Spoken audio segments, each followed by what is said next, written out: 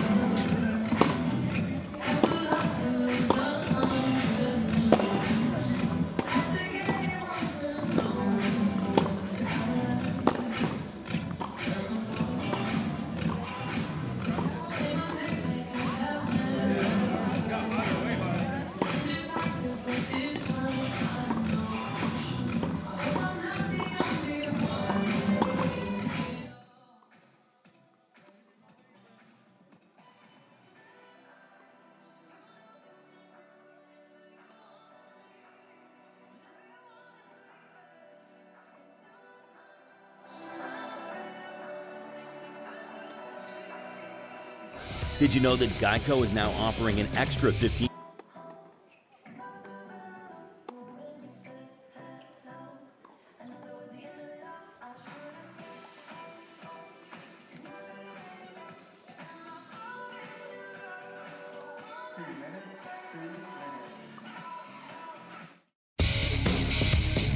World Team Tennis is brought to you by Geico.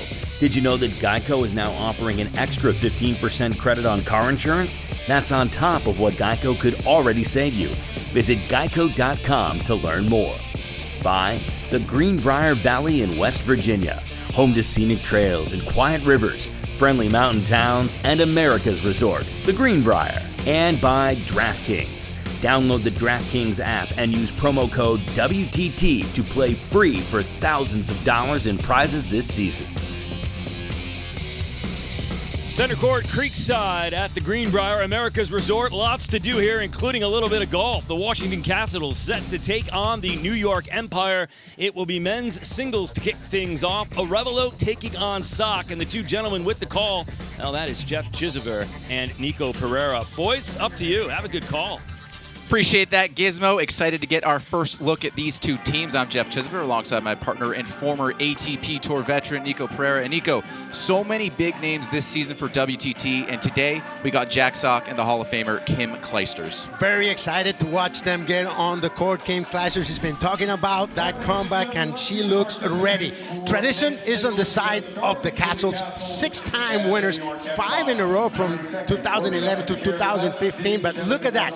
Hall of Fame comeback, retired in 2012. Remember, you have to wait 5 years until you're inducted. She was, but now she wants to play singles and doubles, and we get to watch her right here on the WTT. Let's take a look at the Wilson lineups here. Starting off with 2 singles in a row, and then we're going to end with doubles. I know you love to end with that energy in doubles. What do you make of this order of play? Oh, let's start by the beginning. Marcelo Arevalo from El Salvador. Good friend of mine, trains down in Miami. Mainly a doubles guy, but you're going to love the energy on this guy. And Jack Sock, let's see what he brings to the table now. That's followed by Bernarda Pera against the great Kim Clijsters. What else can we ask for? And then we have some great doubles players. Neil Skopsky, doing it up with Peshke against Rodionova and Arevalo. This is set up to be a tight one, and that's what we like out here, especially on a nice sunny day at the Greenbrier. 3 out of the 5 sets are doubles. That is as a premium. Let's look at the format here. Equal gender participation. We got lots of sudden death points, quicker pace of play, all the things you love about World Team Tennis. And there we go. We got the no-ad scoring going on, and then every game counts towards the end score and eventually towards an eventual qualification. Substitutions are allowed, but if you go out, you cannot get back in the same match. The lets are in play, and the on-court coaching, which we love, we will get to see.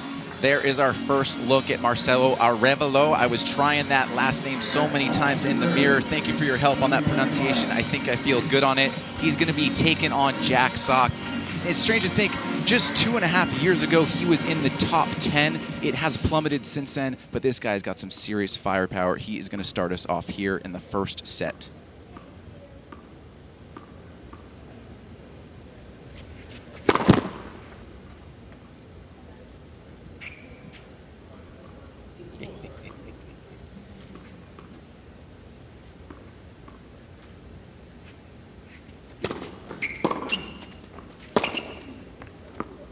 Talk about Jack Sock. He's a guy that can take the racket out of anyone's hands. He's demonstrated it in the past. He looks in pretty good shape trying to make that comeback. He went through that bad stretch without winning many matches with the thumb issue, winning 3 Grand Slam titles in doubles so far in his career. We should mention that originally Tommy Paul was slotted to play in this singles match. So take a look at this bio right here, just 27 years of age. Big guy, lots of power. Nebraska. The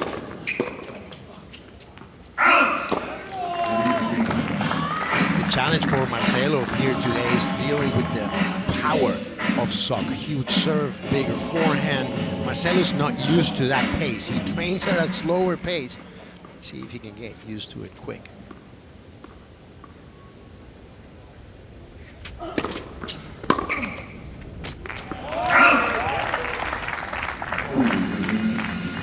I think since he's dropped in the singles rankings, talking about Jack Sock, you'll hear a lot of people say, and they're not wrong, that he quite possibly could be the best doubles player in the world. We're going to see him in doubles later, but really curious to see how he comes out in singles.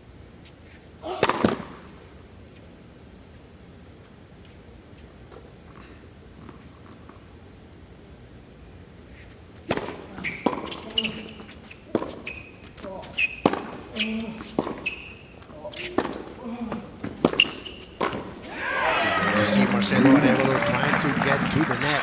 Every chance he has to pick better than that last one. Too easy for Sock to wait for it and go down the line with that forehand. Extreme Western grip on that forehand. Yeah, but his movement, in terms of racket speed, is just second to none. And you never know where the ball is going until the last second, and that's one of his biggest assets. See if Marcelo chooses to serve on volley or stay back.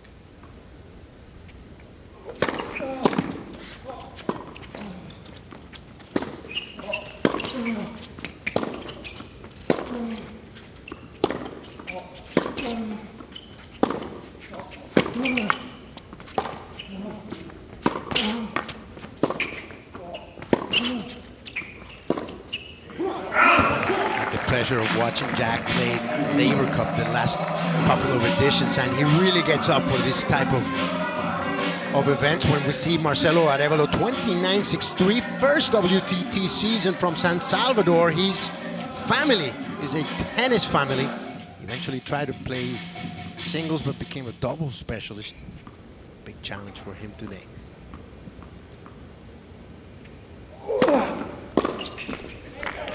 If Marcelo manages to get 3 games here, it would be huge for him. Coach Nebri will be happy with 3? I think so. You tell him right now, hey, Coach, you're going to get 3 games from him? Oh, he'll He's signed up? Oh, yeah. All right.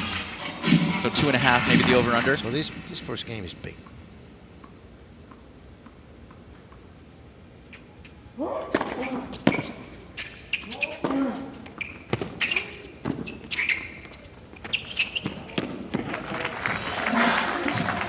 We know Arevalo is a great doubles player. Got to a career high 139 in singles, which makes him the highest ranked player ever from El Salvador. Certainly a special accomplishment right there. I'm sure he's very proud of that. Playing a lot of Davis Cup for them.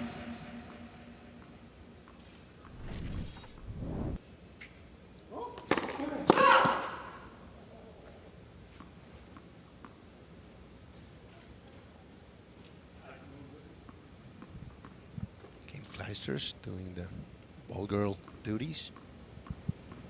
Look pretty quick there. There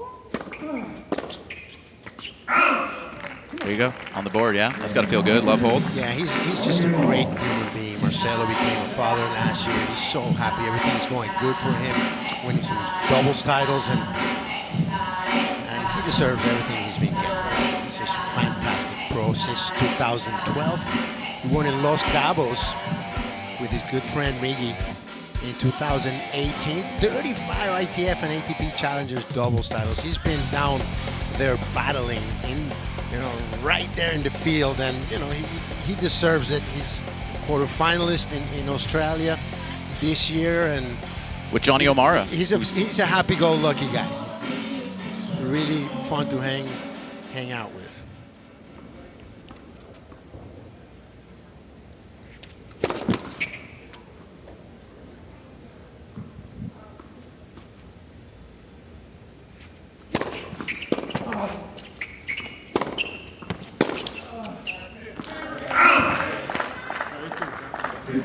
I got a question for you, Nico. Last night we talked about how great of an athlete Stevie Johnson and Ryan Harrison are, other fellow Americans. How does Jack compare to those guys in the athleticism category? Oh, Jack is a great athlete. You've seen him playing basketball.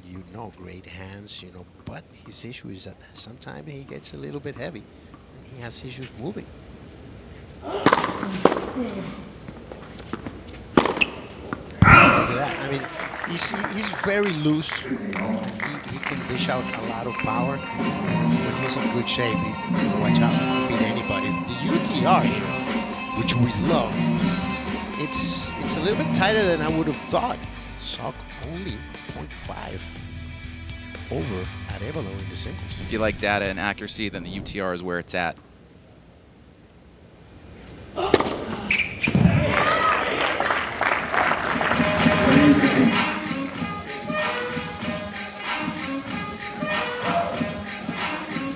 Never short in confidence. Sock can dial up that big serve whenever he needs to. And the second serve is just fantastic. It's a big kicker, very tough to get on top of.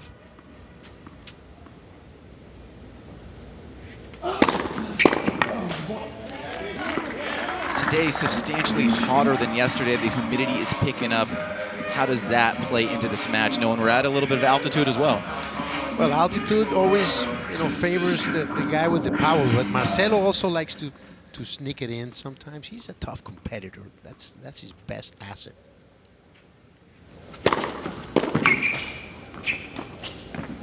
He'll just not give you an inch. He'll fight for every ball, and that's what you want. Very greedy guy. Not very powerful, but resourceful and greedy. Hey, a doubles specialist who thrives in the team environment, fist pumps, intensity all around. That seems like he's perfect for World Team Tennis. Yes, he is. Really glad when I saw his name on the board. 2 more game points here for Sock.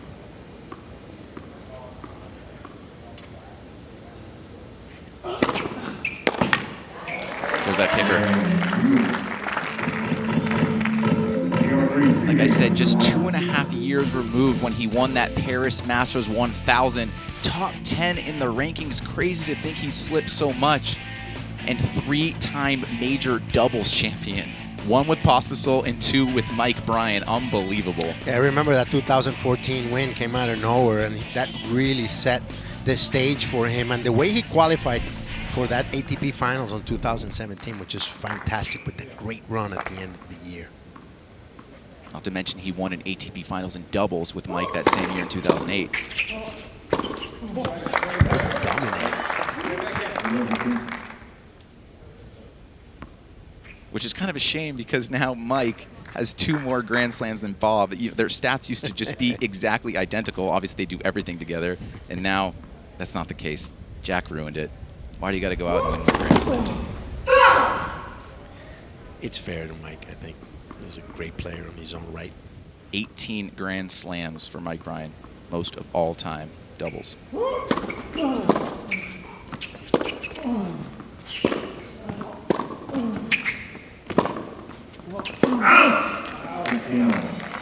We have our chosen foods mover of the match, which we will see at the end. Now that I've seen some of these points, you see Arevalo way back in the baseline. I think it's safe to assume he's going to be doing more running than Jack. Am I right? Well, definitely. I would like to see Marcelo go in a little bit more, take a little more risk. Go for bigger serves on his first. There it is.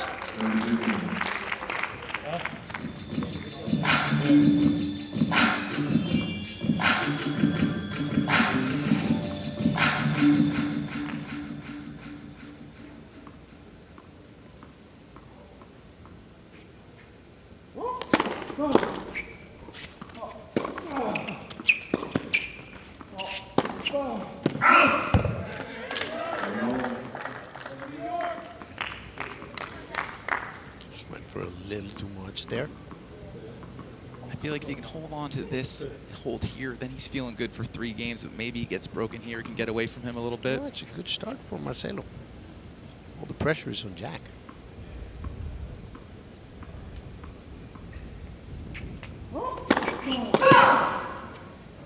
That's a good point, because this is the first of 5 sets, right? You put him out there first, not the biggest deal if you lose, but like you said, just keep it close.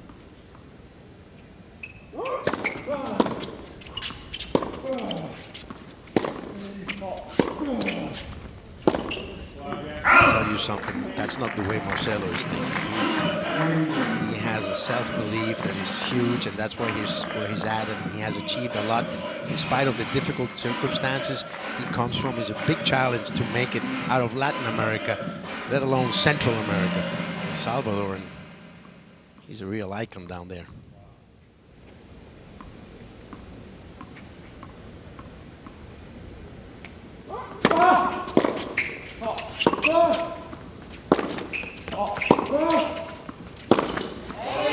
There's the hammer. He just loves it right there. I can't help but use the word whippy with his forehand, right? How loose is that forearm and wrist? It's unbelievable. Fastest in tennis, I would think. We might see him peg a few people in doubles, because when he unloads on that, I don't care how fast your hands are, you got to get out of the way. He's an artist playing that outside in the doubles. First deciding point here. Oh, that's good. That's big. big fist pump from Arevalo. 4 games in, and we got 2 holds each. We are at 2-all, just getting going here halfway through men's singles. We will be back with the end of men's singles.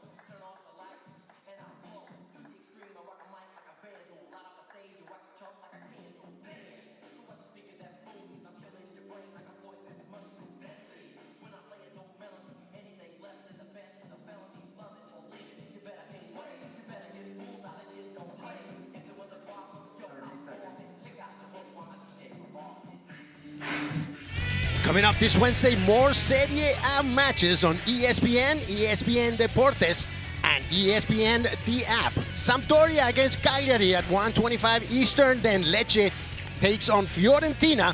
And for all your soccer needs, check out ESPN FC on ESPN Plus every day. Bravo, Nico. I got to admit, I was supposed to read that promo. I handed it over to you because you just crushed the pronunciations, and I would have struggled immensely. I did it yesterday. I started sweating a little bit, but now I'm feeling a little better. We got to have fun now. That's big these days. Oh.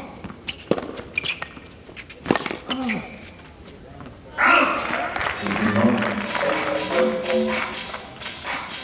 We talk a lot about how when singles players play doubles, it can help their singles game.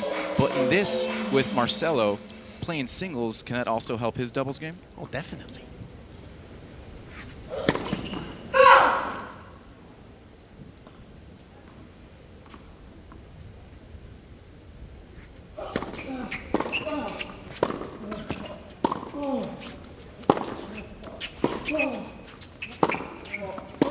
We call him Cello, and he's a gamer. He loves having it all on his shoulders. He's playing singles, he's playing mixed in the third set, and then he's playing men's doubles with Nick Monroe at the end. He's just in heaven right now. He's got Venus Williams sitting by his bench. Come on. That's right. What's not to love? This guy is living the dream.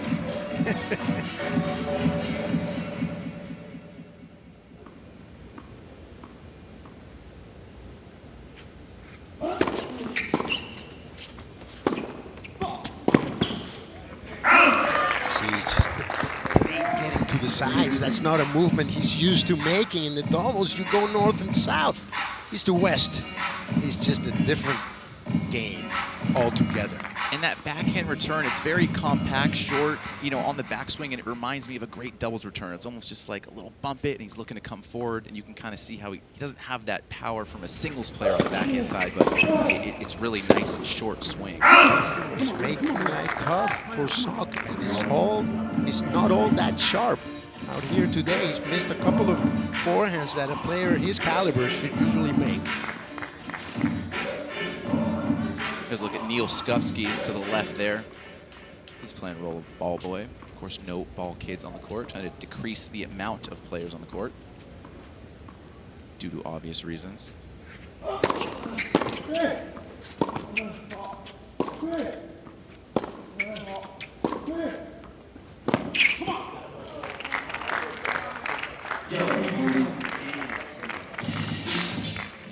It's interesting because Arevalo, he wants to take, we're going to get our first Geico timeout here, but Arevalo he's confident in taking the return early, but then once he gets in the point, he's kind of going back because he's on the defensive.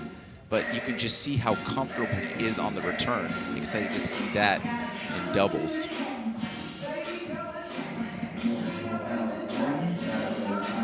New York Empire, typically coached by Luke Jensen. He is not out on the court, still awaiting his results from his second COVID test. First one from everyone before they fly out here, and then a second one upon arrival. obvious reasons, it's been very hectic with the lab, so not everyone has got the results back. So a couple players and coaches are going to have to wait an extra day or two. Luke Jensen, Tommy Paul's another one of them. He was originally supposed to play Jack in singles, but he's not going to play today. I love the way Tommy Paul plays. Talk about a live arm. He can do whatever he wants. Great control. And I think that if he stays in the right path, catches the right path, he can go a long way. Good player.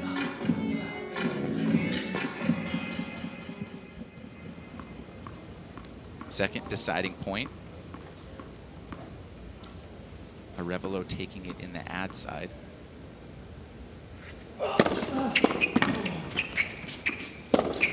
Oh, Jack fooled him with the serve, went with the toss away to the left and went down the tee. He got the sitter he wanted, but again, shanks the forehand.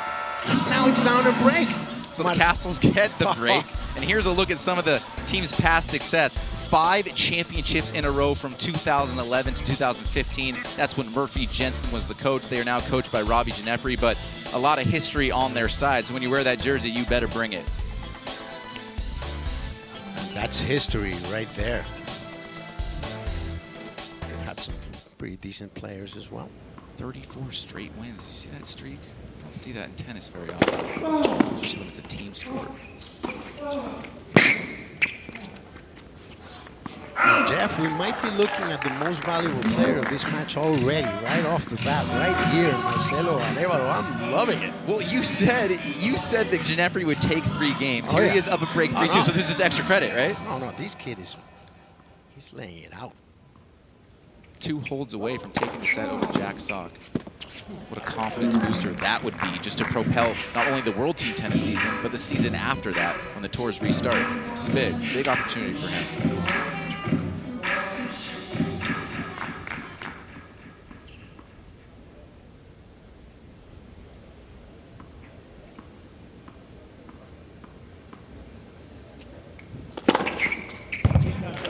He's just rolling.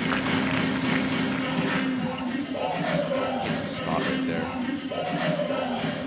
think Sock got a little fooled on the toss there. He tossed it to his right. Looked like he was maybe going to slide it out wide. Hits it right up the tee in the corner. It's a great serve.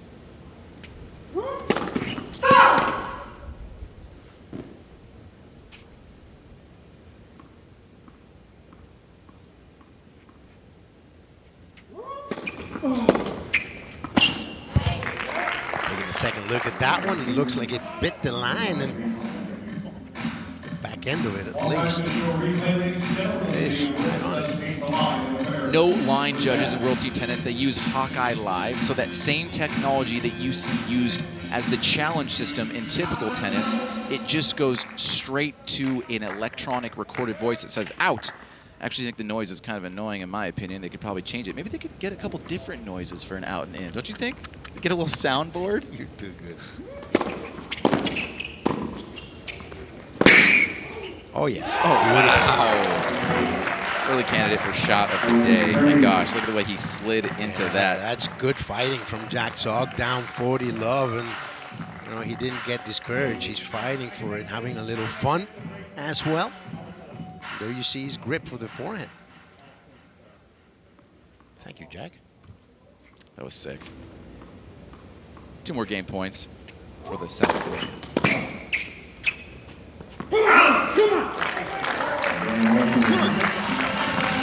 Come on, up 4-2. He's pumped. I love it.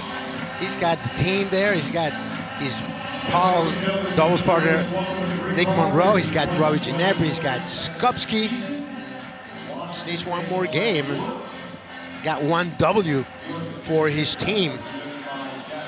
The Washington Castles, and a bit of concern here for Jack Sock, and we get some info from our good friend Leif Shires. He says Hingis was the key for the Castles, as well as Leo Paez. And Sam Querrey also won one of the titles with the Castles. Thank you, Leif, always, you know, on top of it. Don't keep telling him that. He's going to believe it. I had to sit and listen to Leaf and Nico talk about their Tesla stock these last few days, and they're crushing it.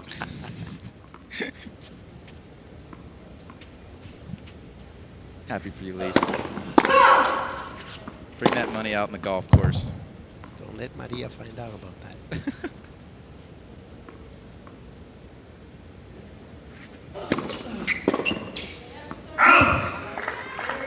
Marcelo taking a chance on that one. Bit of a short second serve from Salk there. We say it all the time, every game counts. Obviously, you want to force your opponent to serve it out, but if you're Jack, and you might lose this set, you better at least lose 5-3, right? You don't want to lose 5-2 in this match. Point by point. It's another one of the things we say.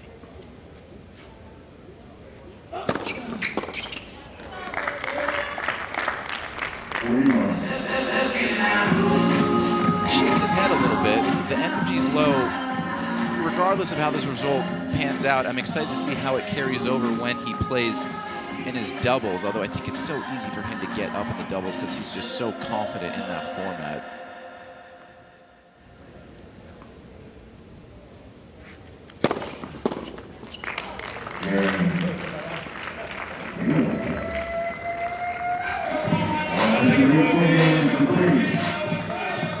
We were talking about the Kastles. Take a look at the New York Empire here. Tough season, 2-10 recently. They made their first playoff appearance in 2019, upset the top-seeded Freedoms in the semifinals. And then they lost to the Springfield Lasers. They won their second championship in a row. Kim Kleiss was there at the bottom. So pumped to watch her play later. One of my favorite players to watch, and so happy to see her back out on the court. Good start for Arevalo serving for the set here at 4-3.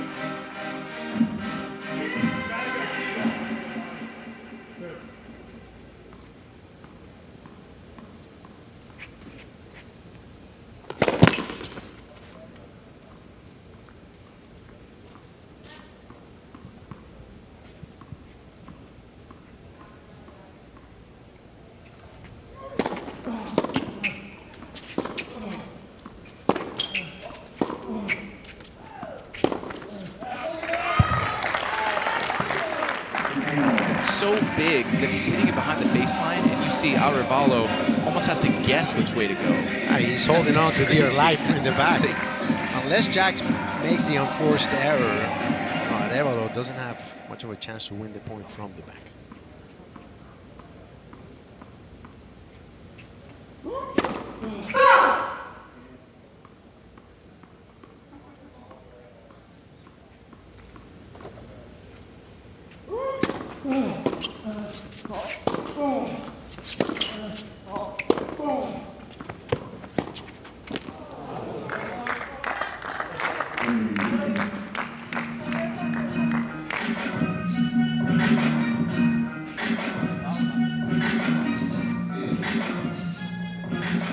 Sock surprising himself a little bit here. Find himself down 4-3, 2 points away from dropping the first set.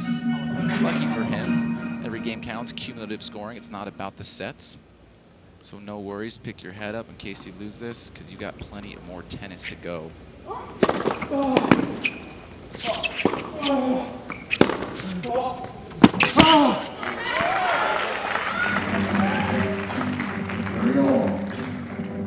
There's that forehand again. And with the deciding point format, Nico, Jack Sock can tell himself, all I gotta do is win one of the next 2 points and I have myself a break point to send this to a tiebreaker. Putting some pressure on Arevalo now. It's the beauty of it.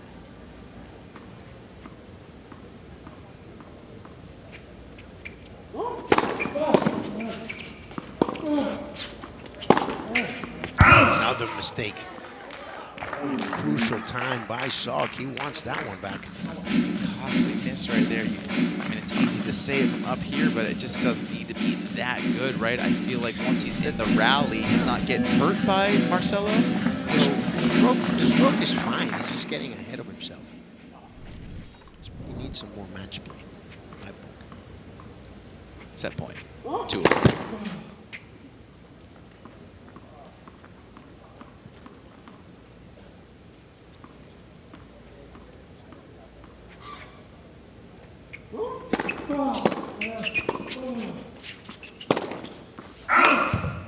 And just like that, Nico said he would have taken 3 games, but instead he gets all 5, puts the Washington Kastles up 2 games early. A little bit of an upset, but maybe not that surprise.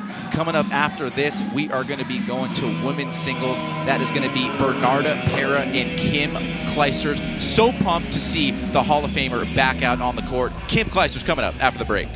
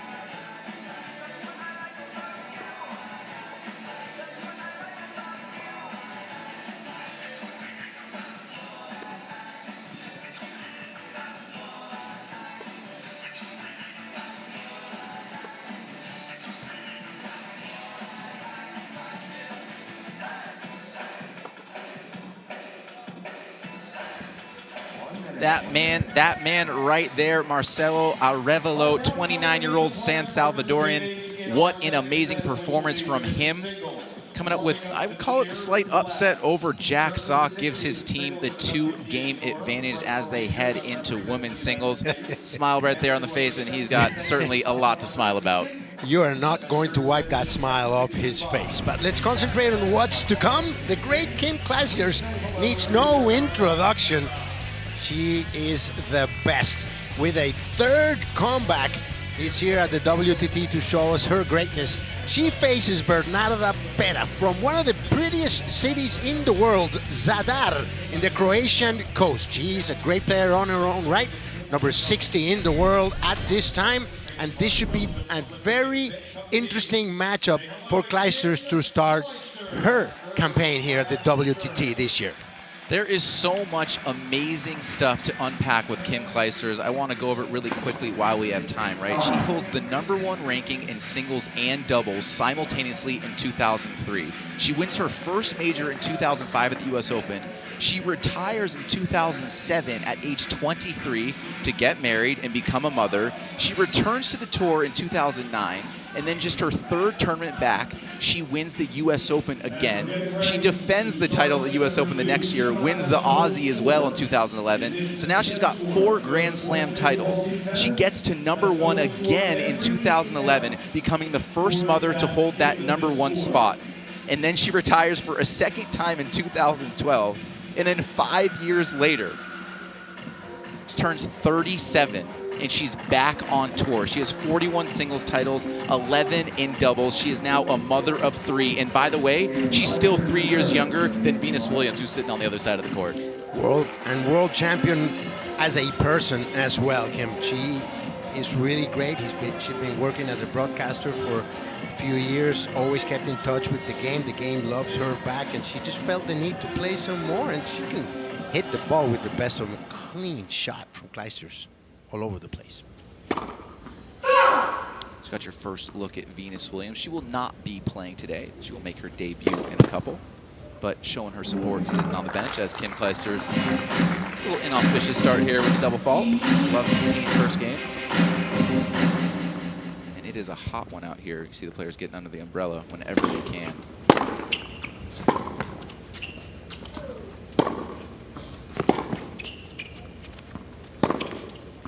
Yes, the coaches and whoever is helping with the balls, I don't know if they're there to help or just to be in the shade. That's a smart move on their part. Here's a look at Bernarda Pera, 25 years old. Lives in Croatia, but she plays for the American flag, making her WTT debut here.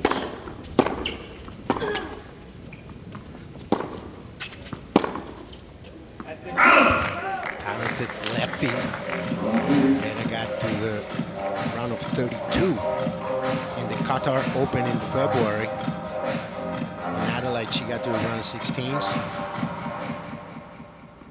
Consistent player.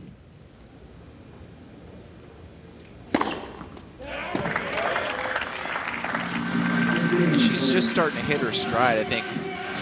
Early on, she was playing strictly ITS, but now she's like you said, she's ranked 60. Her career high was 59. She's got some good results this year. Wins over Coco Vandeweghe, Barbara Stritsova, Camila Giorgi, Caroline Garcia.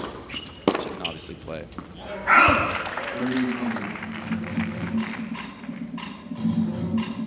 As Kastles fights off 2 break points, but she's got 2 more to fight off again, 30-40 here.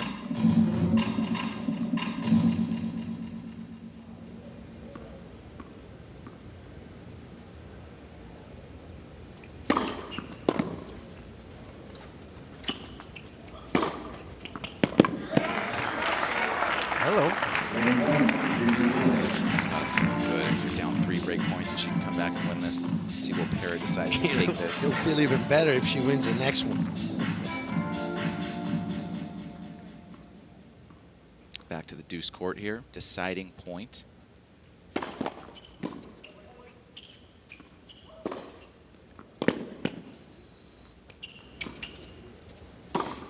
That backhand hit the line, didn't leave Pera much of a chance, and Kastles with 4 points in a row, holes for the start. Take a look at more on Kim Kastles here. I mean, I listed so much. A couple things I didn't say. She led Belgium to the first Fed Cup title in 2001.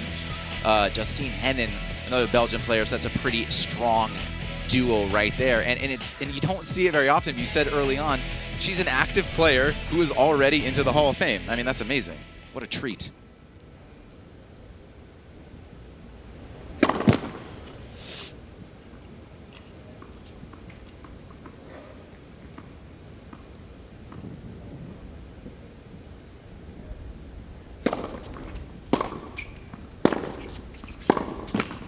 That's an issue because the Hall of Fame committee waits 5 years until the player is eligible to be elected, and you know, some guys trying to return or choosing to stay playing doubles. It makes the decision tough sometimes.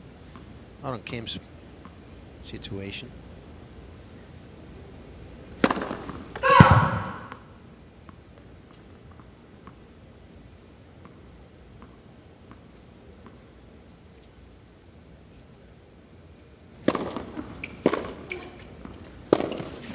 Would have to ask her. I don't want to put words on her mouth, but if she thought when she retired that last time, if she ever, you know, what percentage of a chance she thought of coming back a third time, and I'm pretty sure she would go with less than 10%.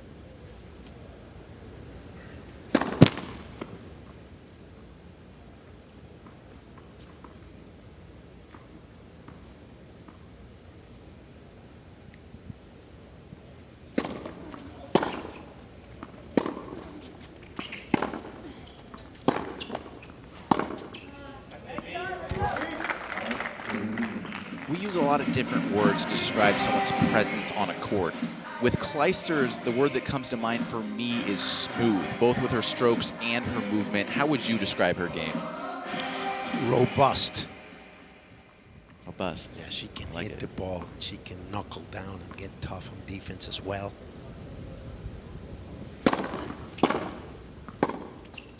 Look at that power. Easy power. She's worked hard to try and get back into shape, but if she, comes back, starts winning some matches, starts getting some confidence, and gets her body to where she wants it to be, I don't think anybody is going to want to be playing her in any tournaments.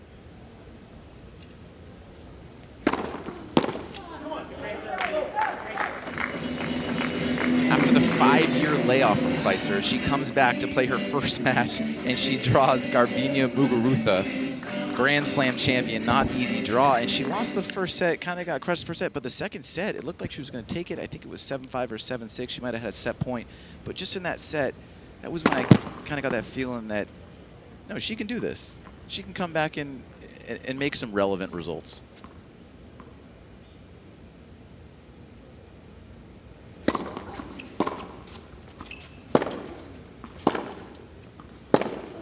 It's tough. The rhythm of your body, your blood pressure is not the same when you practice as when you play. That's why they are tournament players. They are practice players. I'm sure that first set was jittery for her, but then Muguruza got a little tight in the second, and she was relieved to put Clijsters away.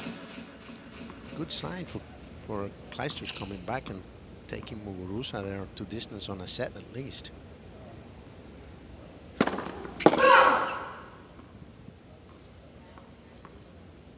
Deciding point in the first game, deciding point in the second.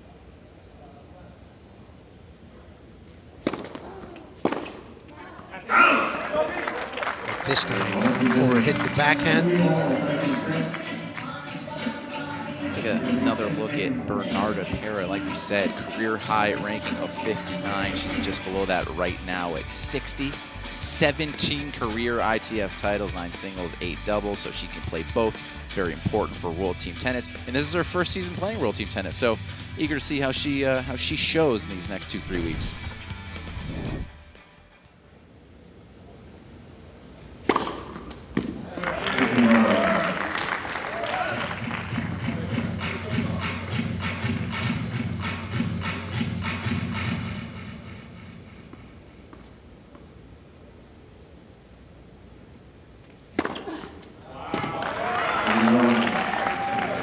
Better rhythm on the serve now.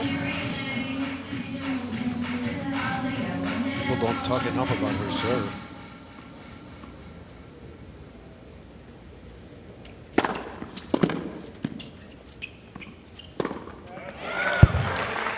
Nice 1-2 punch right there. Serena Williams, of course, all-time greatest. We talk a lot about her being a mother. Her coming back from that. Let's keep in mind, Kim Clijsters has 3 kids. She is back on the tour, making her 3rd comeback. That's amazing. Do not forget that. It doesn't sound right.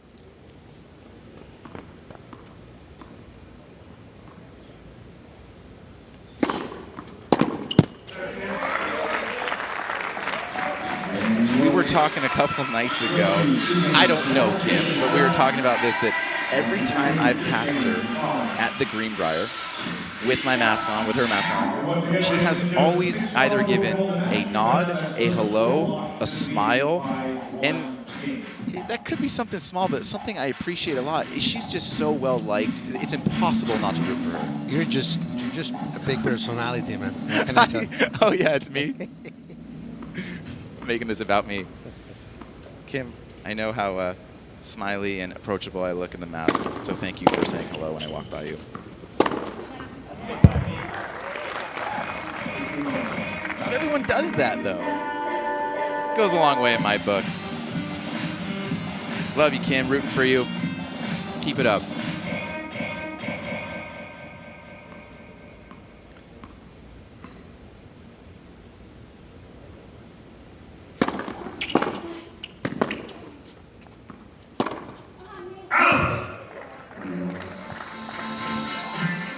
When the lineups came out, I got to admit, I was kind of excited to see the possibility of Jack Sock and Kim Clijsters playing mixed doubles together. They are not doing that today, but maybe at some point later while we're here, we will see that, because that is a tough duo.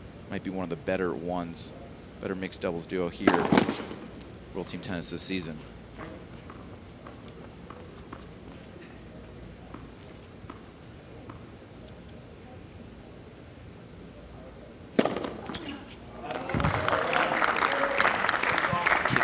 Second serve ace, you see that a lot.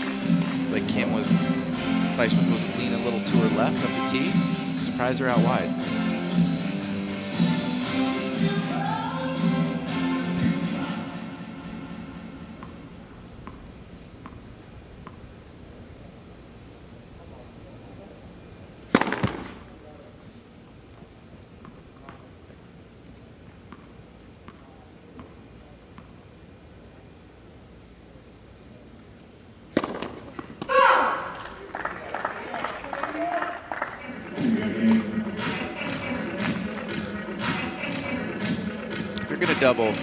Double on 40 love, right?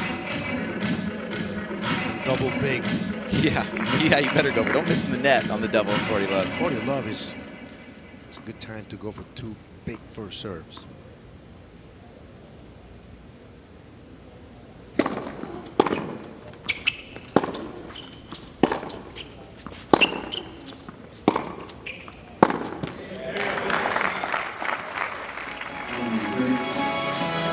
Such a mental battle when you're up 40 love. You're feeling so good. You lose 2 points in a row. Next thing you know, and this is Robbie Giannetti right here. First look at him. Getting his coaching in between points. This is not a Geico timeout. You can coach in between points. Got to number 15 in the world. Robbie was always a factor, especially on the hardcore summer season in the States. Love that time of the year. Only 38. He could probably still get in the lineup if they need someone.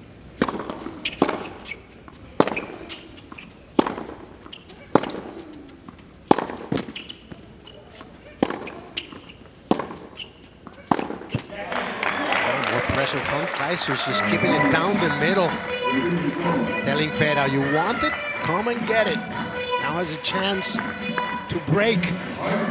First game of this set, Pera was up 40 love. She loses the game. I mean, if you lose this game, you got to be kicking yourself. That would be brutal and such a morale killer for her. Like I said, you're up 40 love. You can't imagine it. Next thing you know, you lose 2 in a row. You're 1 point away. Now the pressure is really on. Clijsters taking this one on the deuce side.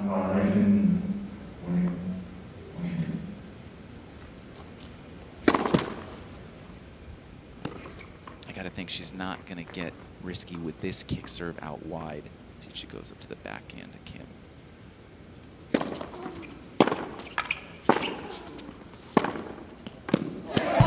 Huge. Again, Clijsters coming up with the goods into the siding point, and now she goes to the changeover, up 3-1. 4 points in a row, 3-1 for Clijsters. And just like that, we are knotted up 6-6 and the total column. That is what's most important. World Team Tennis, more Warden singles when we come back.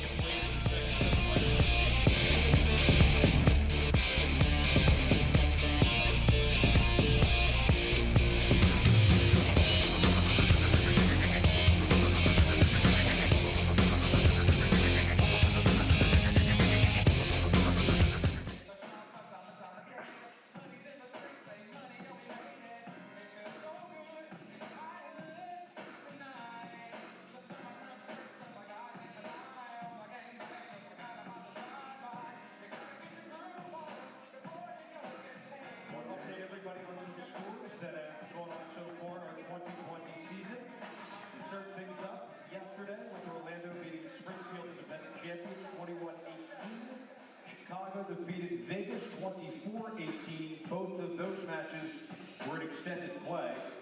And then the nightcap yesterday was San Diego over Orange County 23-16. Earlier today, it was Vegas getting their first win there in a 1-1.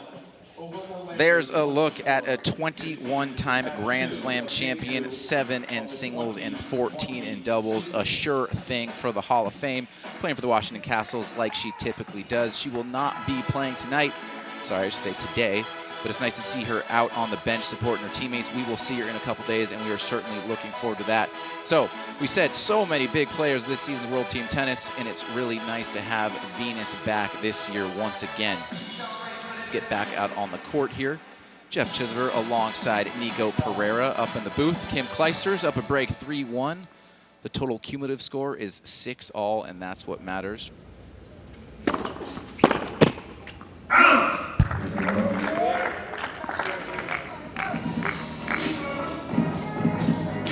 Remember seeing Kim start out on tour, and her father, Leo Kleisters, himself a great sportsman.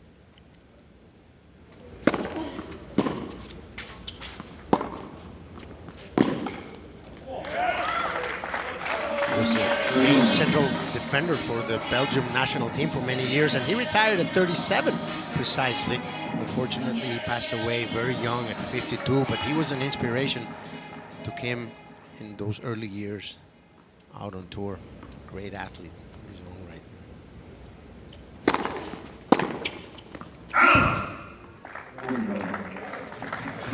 Kleisters and Henning, we were talking about them when they were playing Fed Cup together, two of the best women players ever to play.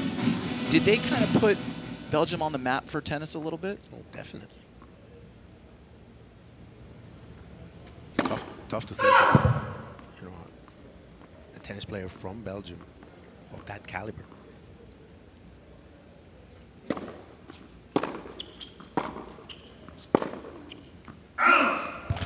Four quick points for Kleisters.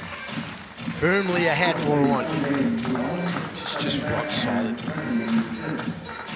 All right, tomorrow morning from Disney World, the MLS World Cup style tournament continues at 9 a.m. Eastern, 6 Pacific on ESPN, ESPN Deportes, and the ESPN app.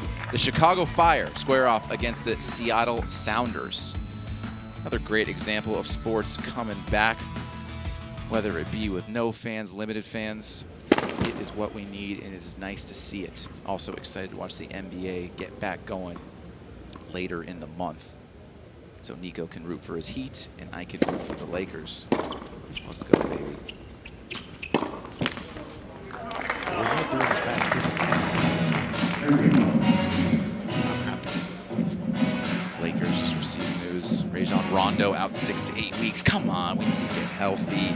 Avery Bradley already out. It's going to be more from Alex Caruso, the Caruso baby.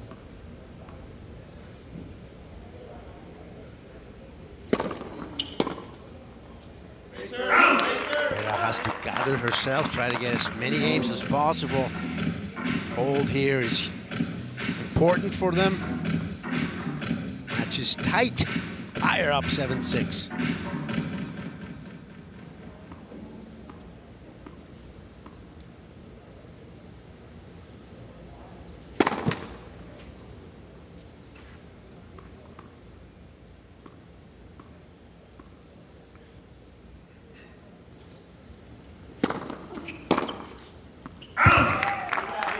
You know, this is a good example. We're hammering down the thought of every game counts. When you're down 1-4, you feel like you're out of the set, but it doesn't matter about if you win the set. It's about a game. So this game is big for Para, right? Total games are close. Keep it close. Do your teammates proud. Keep fighting for every game you can get.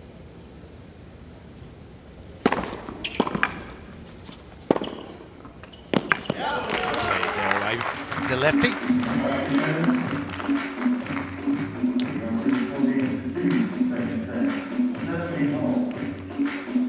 As we know, the coronavirus pandemic presenting obvious challenges to put on live sports in a safe and responsible manner. So here's a look at some of the league protocols. Main point is testing. One before flying here, one upon arrival, and another round of testing 7 days in. Fans allowed, but only at a 20% capacity. Different parties, families are kept separate and socially distanced. We have a special place to eat, separated from other hotel guests.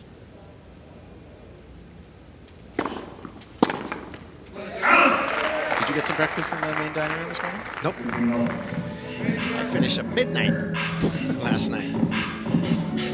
Takes a while to get to sleep. And I went on a bike ride before breakfast. Beautiful place. Oh my gosh, it is amazing. Highly recommended. 8-mile bike trail around the property. And you just rent a bike? Yes, you just sir. Go? All right.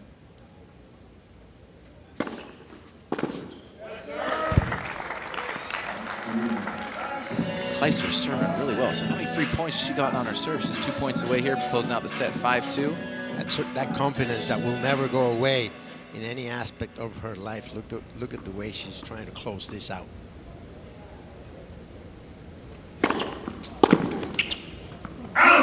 Serve solid. Another one. Hits, 4 match points, or set points.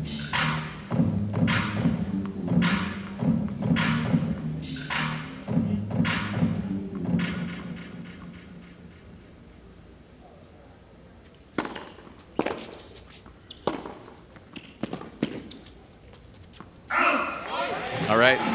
So Jack Sock drops his first set for the Empire, but Kim Kleisters will pick it up for her squad. She takes it 5-2, gives her team the 8-7 lead. 2 singles down, and now the rest of the match we will just see doubles, just how we like it with the energy. Mixed doubles is next. Arena Rodionova, Marcelo Arevalo, Skupski, and Peshka.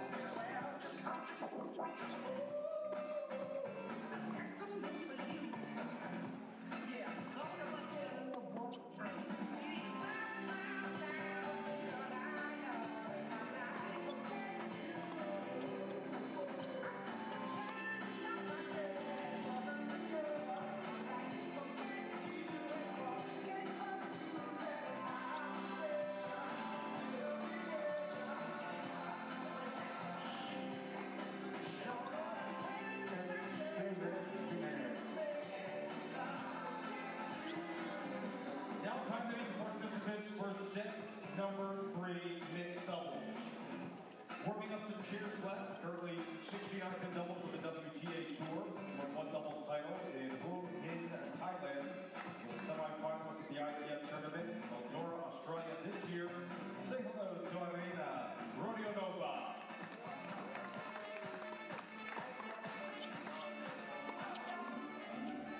Should be teamed up, warming up on the right of the chair. You saw him in mid-singles to start us off. From El Salvador, turning pro in 2012, played college tennis in Tulsa. Reached the finals this year in Santiago, Chile. Also was quarterfinalist at the Australian Open. Marcelo Arevalo. 1 minute. 1 minute. Welcome back to the beautiful Greenbrier Resort. They call it America's Resort for a reason. So pretty, so much greenery, 11,000 plus acres of pure bliss, oozing with Southern charm and Southern hospitality. Really enjoying our time here as we get back into the court. And we are reacting to Kim Kleisters taking that set 5-2. Check out the Chosen Foods mover of the match. Not much of a difference between the two, but not much movement at all. And I think because Kleisters had so many free points on her serve, they just didn't move that much. It has to be disappointing for Pera, who I think was a bit stiff-legged, you know, and we can sum it up with those 931 feet. She didn't move that well, and Kleisters was just on top of her the whole time. Really impressive. She lost the first 3 points of the set. It looked a little dismal. She comes back and wins it, and here is a look at what's coming up next. 3 doubles sets to come. This is the mixed doubles, and we are going to get our first look today at Rodionova, Neil Skupski, and Kiveta Peshka. Mixed doubles, we were talking about it a lot last night, way different than women's or men's doubles. It's a different mixture of dynamics because we're going gender to gender, and you're seeing different types of balls plays that you're typically not seeing when you play with the same gender, and it creates just a totally different chess match out there. Yeah, totally. Let's see what Arevalo can carry over from the singles with. See if he can carry his partner. Skopsky, on the other hand, he's a really good doubles player. Neil is up there playing with Mr. Murray, ex-#1 player in the world, and the Brits are smoking as a couple. And Jamie really happy with his partnership. Neil used to play with his brother, who's also here. Ken Skopsky. Member of the WTT family. Penske. Skopsky's partner is a good doubles player in her own right. But I think Rodeo Norway, if you talk about the ladies, is very solid.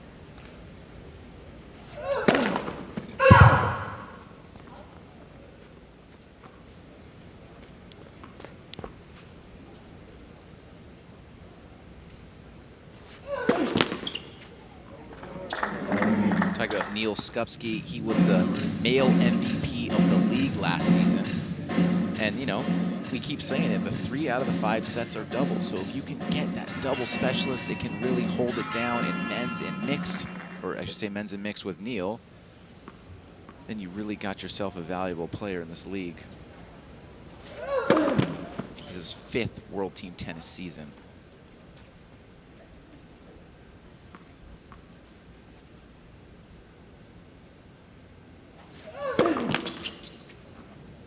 Doubles off the bat.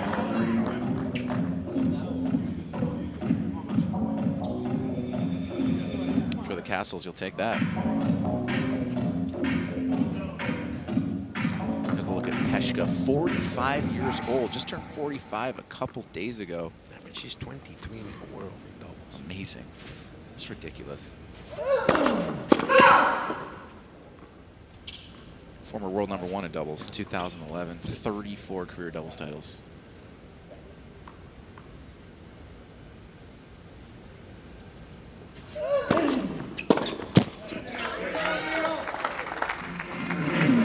You might know her with her former last name, her maiden name, Hardlikova. She's a tough competitor. Back when you were on tour, did you see a lot of doubles players playing to their 40s like that? Yeah, but not as many. Right.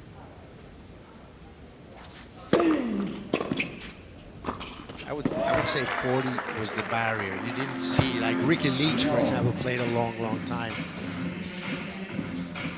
But not as much. There was not as much money, and physically we were not as fit as these guys. We were not prepared to go that long. Now you have, you know, you have Leo Paez and you have Daniel Nestor, 2 of the greatest of all time. They played till 45, 46. Leo's still at it, saying goodbye this year. Big WTT guy, Leo Paez.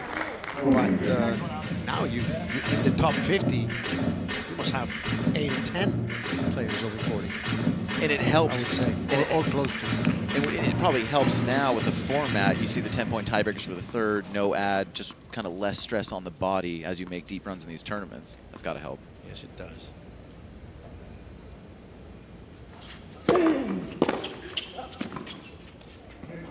It's a good return from Rodeo Nova.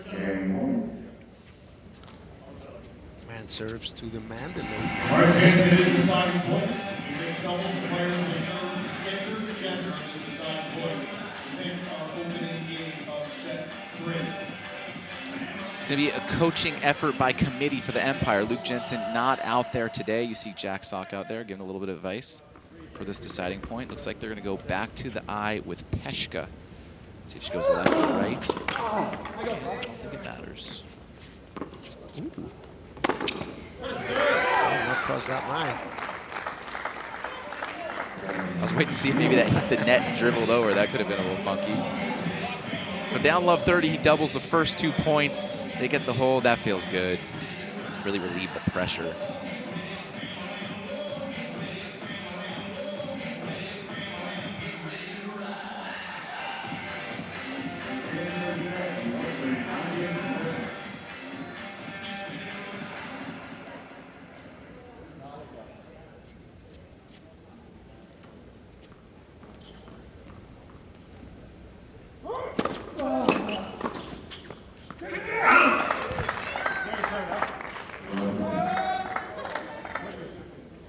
Arevalo starting for the Kastles. Have you ever seen in any situation in mixed doubles where the women will serve first if they given the option? Have you ever seen that?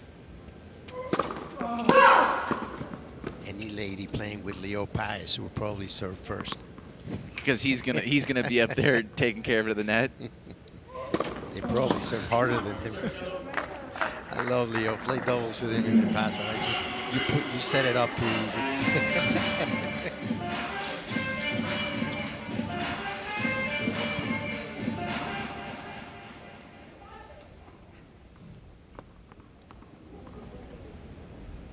One of the greatest of all time in doubles and mixed doubles. Leander saying goodbye this year. What a character. Good serve there by Chelo.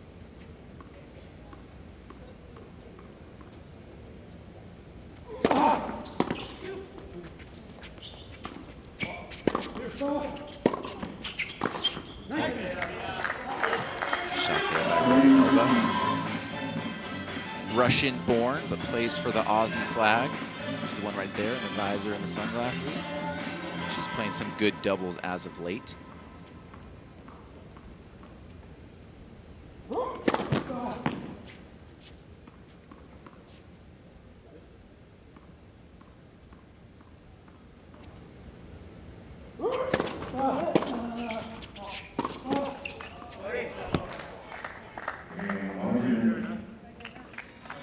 Tough let court right there. Drops in, 1-all. Just taking a look at that. It's always tough. You get this let court right there, but just put the hand up, you say sorry, but you're not really sorry. He was committed to that one.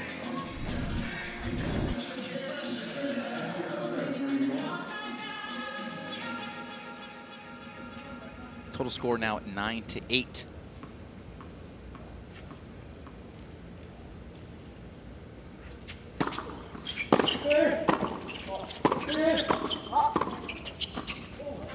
Oh yeah, that's sweet.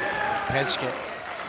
This is the 5th match so far, and all matches have been close. I mean, that's what we're looking at this year here at the World Team Tennis event. And the atmosphere has a lot to do with it. There's a lot of energy in the air and some great players. They lift the level of the others as well. Another look at the wily vet. Massaging that ball on the outside. Nice angle there, nice and sharp. She just feels the angle. She knows the angle's out there. You think? Incredible. Great instincts. It's her 8th season playing World Team Tennis. Led the Kansas City Explorers to their first WTT title back in 2010. Like we said, former world #1, 34 career doubles titles, and she is still ballin'. She is 23 in the world currently. And the semifinals are better in all 4 Grand Slams. Also ranked as high as 26 in singles. Granted, that was back in 2005, but amazing career all around for the Czech.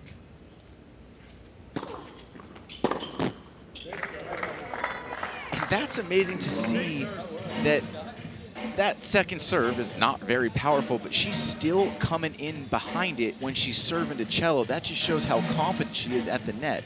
Not afraid of getting pegged, willing to take on any return comes her way. Květa Penske, 45. You have to read it twice. From Prague, the Czech Republic.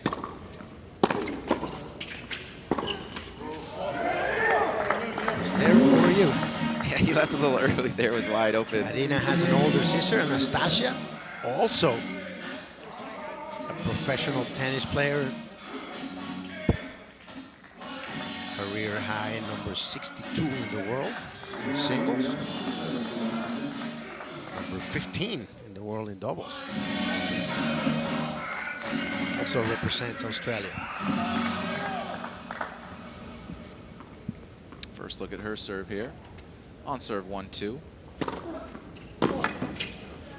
Slider out wide there. Oh yeah.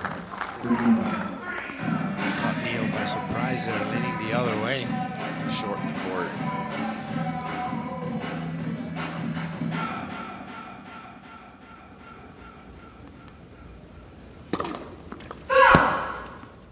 interesting difference. You see Niels up at the net on the first serve. Normally not the case in men's doubles on the first serve.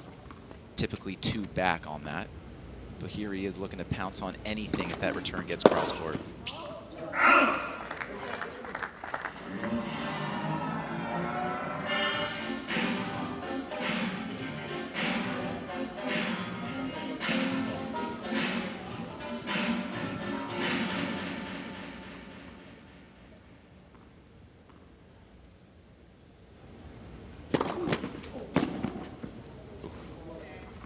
See Peshka going up to get that one. Don't forget, any player can return that let cord that goes in. Did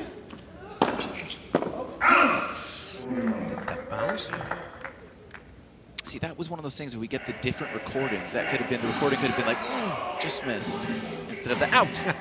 We gotta change it up, right? We can get a different DJ with a soundboard. Oh, man. We can make it multilingual. We can go, ¿cómo se dice out in Spanish? Fuera? We just say out. Well, I don't know. I just think it could, you could get all these different sounds. Fuera works. All right, just like that, 4 games in, 2 holds apiece. Not much separating these 2 teams. 10-9 for the New York Empire. Second half of mixed doubles when we come back.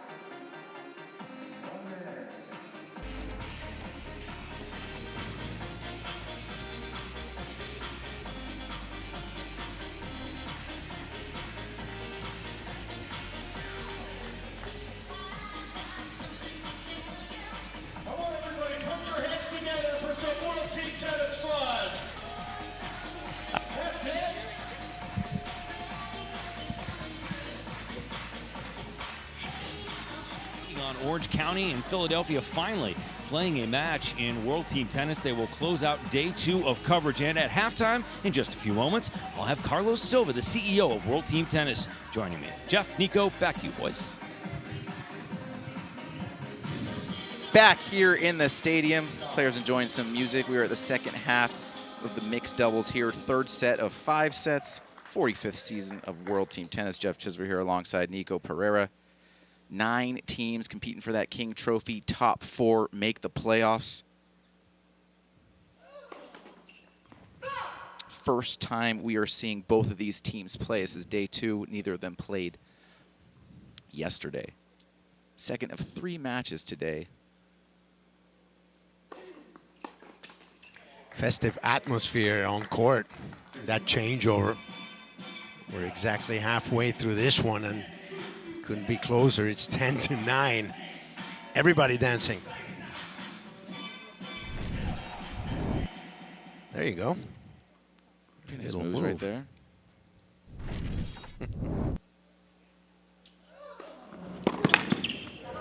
I was looking through the WTA webpage the other day, and I saw that Mariana's sister, Anastasia, picked up a college degree studying online, one of the luxuries players have these days. There are programs run by the ATP and WTA that players can do so for free online. That's a fantastic opportunity. Taking advantage of that hiatus. You see a nice serve there. Those steps. Venus is one of those that also has a degree. One of the first ones to do it. Sloane Stevens, taking advantage of the situation. Never too late. Yeah, awesome. Well, good on them.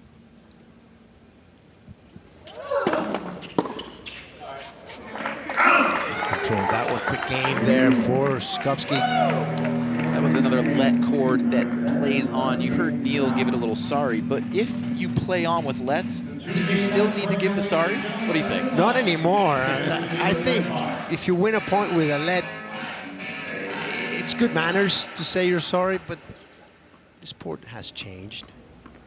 Opponent knows you don't mean it. Exactly. I mean, I would love it. In fact, last season's World Team Tennis Championship, when the Lasers won back-to-back, the match point was on one of those that just trickled over for an ace. I'm sure most people are rolling their eyes at that, but I'm down for the let cord ace. Just give it a huge come on, look your opponent in the eye. Why not? Yeah, but we know you're a radical. Your opinions are out there. It's fantastic, and you know I love it. The one about the electronic line calling, it's a little out there. That one you're not in on? If I could just organize this soundboard, I'm telling you, you'd be on board. We got to get the Major League just a bit outside.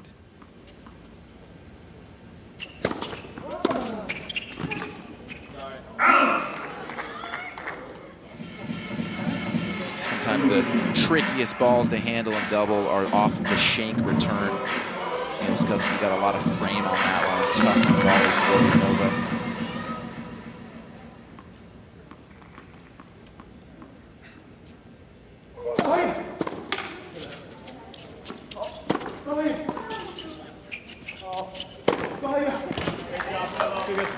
Huge overhead there. Marcelo is bursting with confidence after that win over Jack Sock, and we're about to listen to Carlos Silva, the CEO, and the guy's a machine, man. He's at it all day. He's on court all the time, and he's on top of it. It's like biking and running marathons every morning, too. Amazing. That energy is great energy.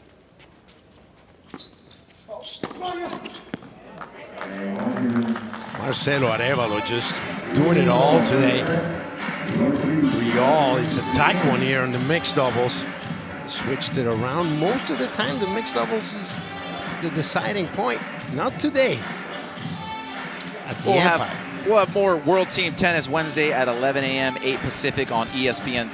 The Orange County Breakers take on the expansion team Chicago Smash. To get ESPN+, download the ESPN app or visit espnplus.com. Chicago Smash off to a smashing start, led by Sloane Stevens and Kamal Murray. Got a pretty nice roster over there. Oh, yeah. Brings the pressure. Escape. Tough. Inside the court, forehand, down low. Those are not easy. Especially if the ball is flying like it is this week here in West Virginia. He's dialed in on those returns, taking them nice and early, well inside the baseline. Doesn't play like a rookie. No. He was born for this team tennis format, like you said. He's your early candidate for player of the match, isn't he? We'll see him in 3 sets here.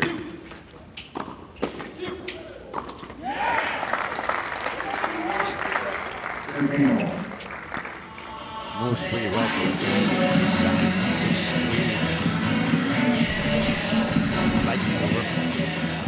He just got caught there in the wrong part of town. He was right behind that service line, trying to cover.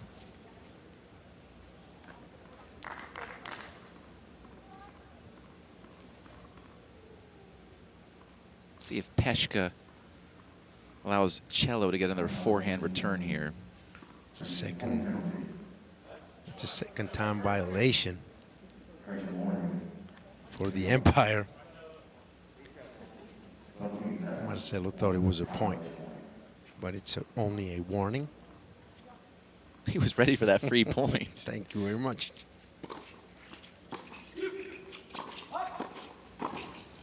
Nope, look wide.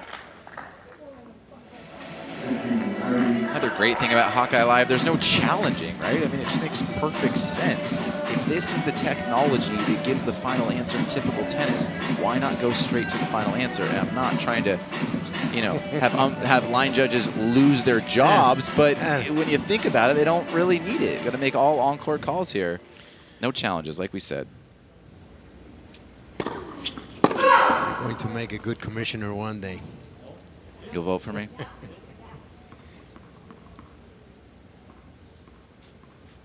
Let's would be my first order of business. Big chance now for the Kastles with 3 break points. Break here will tie up the score 11-all. Rodionova doing some more dance moves. Maybe there's some correlation here with the dancing and the performance.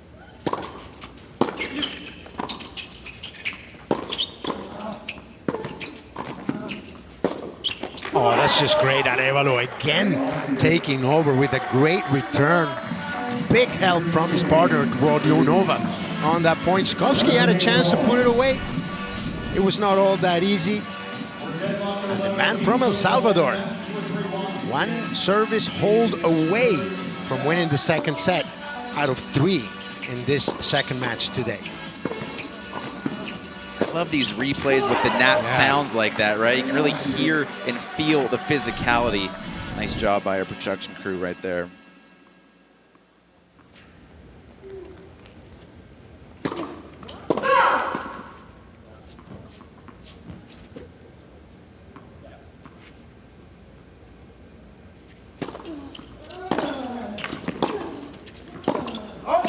Great job.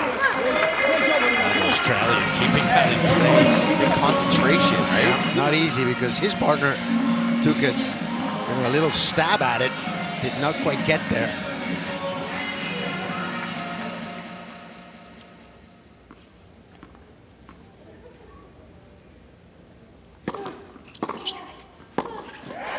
That's a great return from Pesca. So short and compact, and she's following it up to the net. That's when you know you're comfortable in doubles. You're taking the return and following it up to the net. What's up?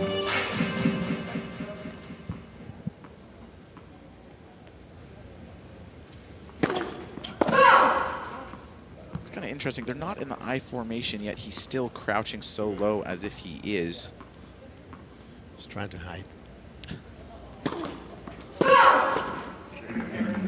Just wants to be ready to pounce.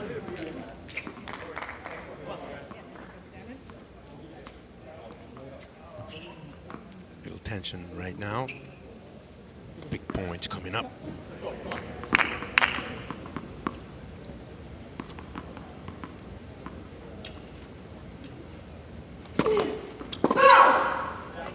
Dang it.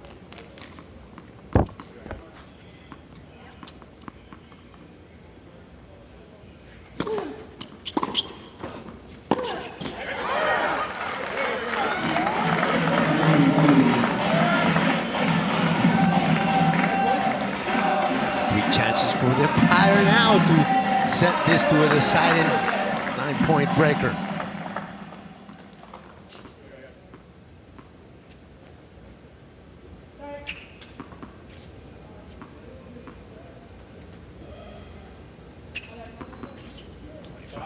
Clock. Can't do 3 in a row, can you? Never seen 3 wrong tosses in a row. Ooh, that was huge. He really slapped that one. I don't know what Rodionova was looking at. She was looking at Robbie the whole time. Kind of undecisive. But that was just a slap shot. It's called wearing it.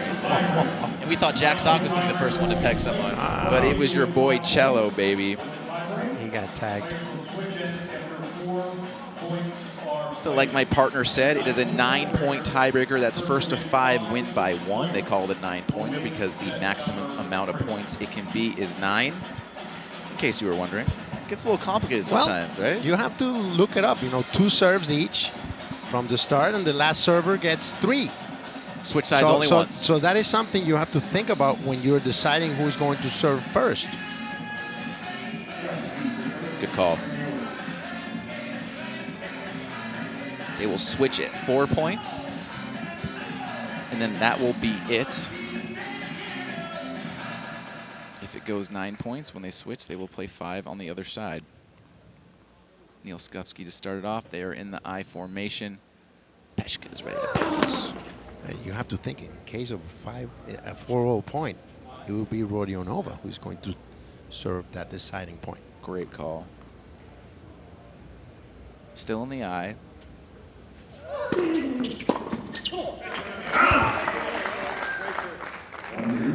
If you're a returner and you're facing the I formation, what are you telling yourself? Pick a spot, or are you waiting to see what they're doing? No, you have to pick a spot. That's the best way. And then if you have to change it up because you don't have an option, somebody serves to the body or surprises you to the side you're not waiting on, then it's difficult. But, you know, if he serves to the backhand, I'm going inside out. If he serves to the forehand, I'm going cross-court in case you're in the deuce. It all depends who you're playing and who's at the net. If it's a first serve or a second serve, you also have a different mentality. Most of the time when it's a second serve, they don't stay in the I formation. Right. It's almost like if you're the returner and you're looking at what the I formation net guy's doing, it's almost like they already got in your head, and that's what they want. So 2 points for Skupski and the Empire.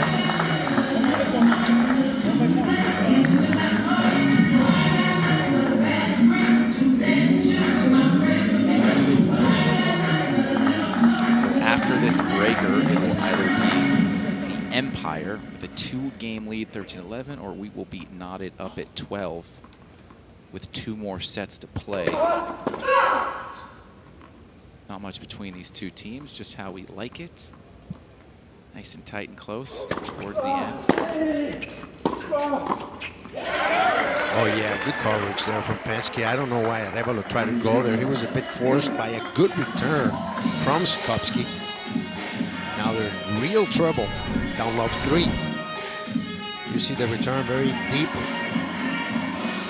Trying to catch the veteran up the line. It was not to happen.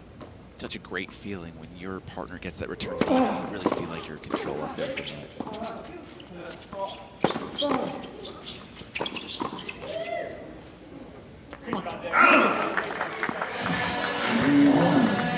That was a must-win point.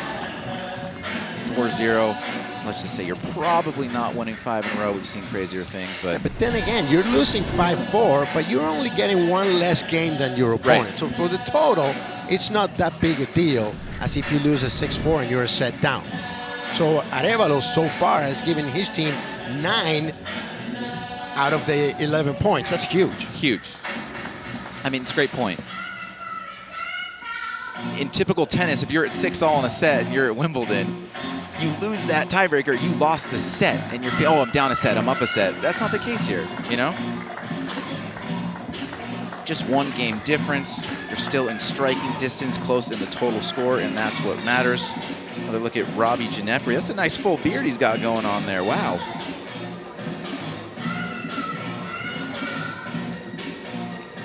Full coaching team effort from the Empire. No Luke Jensen. They're all back there giving their input. 2 points away from giving the Empire a 2-game lead in the overall.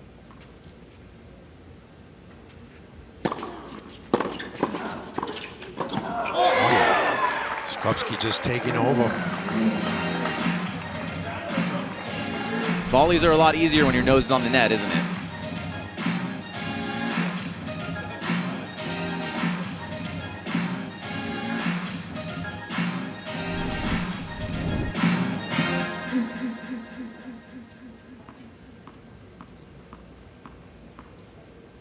Four set points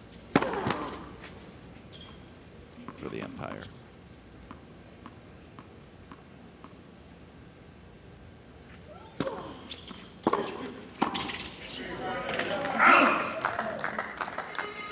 They fight one off.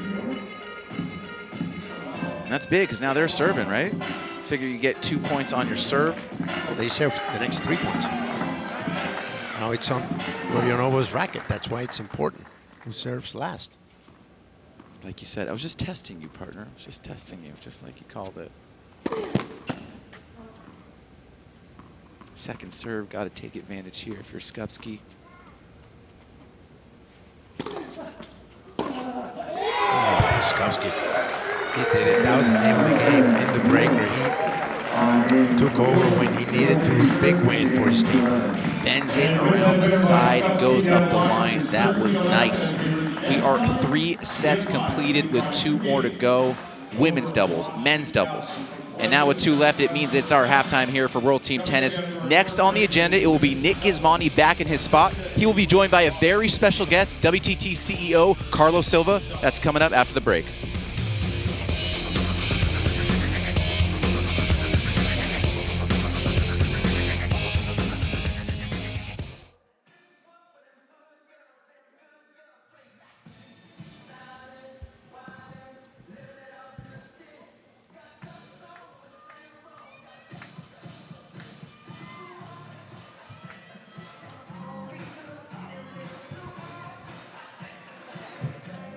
Hey, Nick. Yeah. Hang on. Get a mic check for you. Check. 1, 2, 1, 2.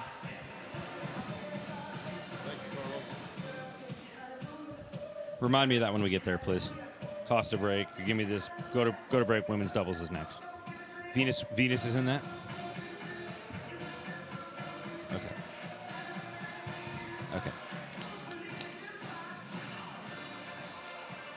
What's up, buddy? Did you have a question? Yeah, you can just talk, if you want to go down the sponsor route around innovation, some of the stuff we've done with Chosen is interesting with social distancing and the movement stuff. Got it. 100%. We'll start with general atmosphere, tournament update 2, a lot of exciting action, blah, blah, blah, and we'll go from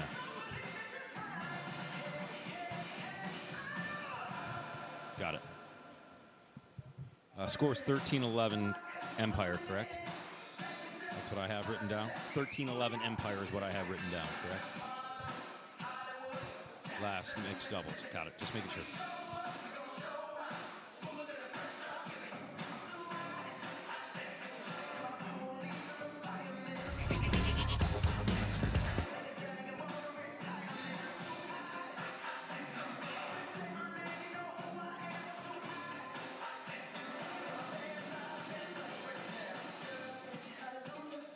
Roger, 45.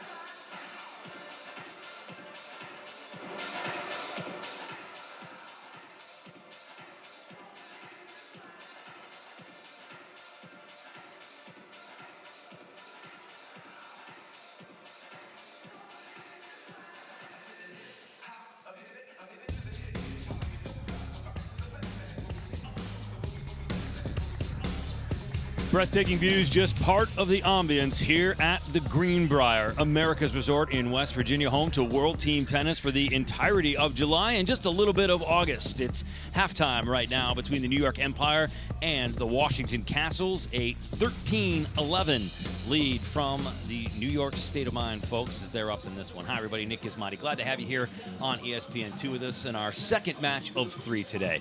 Well, of course, the Greenbrier has been an exceptional host, but figuring out how we got here fell on the responsibility of really one man, and that is CEO of World Team Tennis, Carlos Silva. This guy is an Iron Man, literally. When he's not here being a part of World Team Tennis, he's probably out running or biking or doing something extreme. But Carlos, thanks again for joining us. Great to be here, Nick.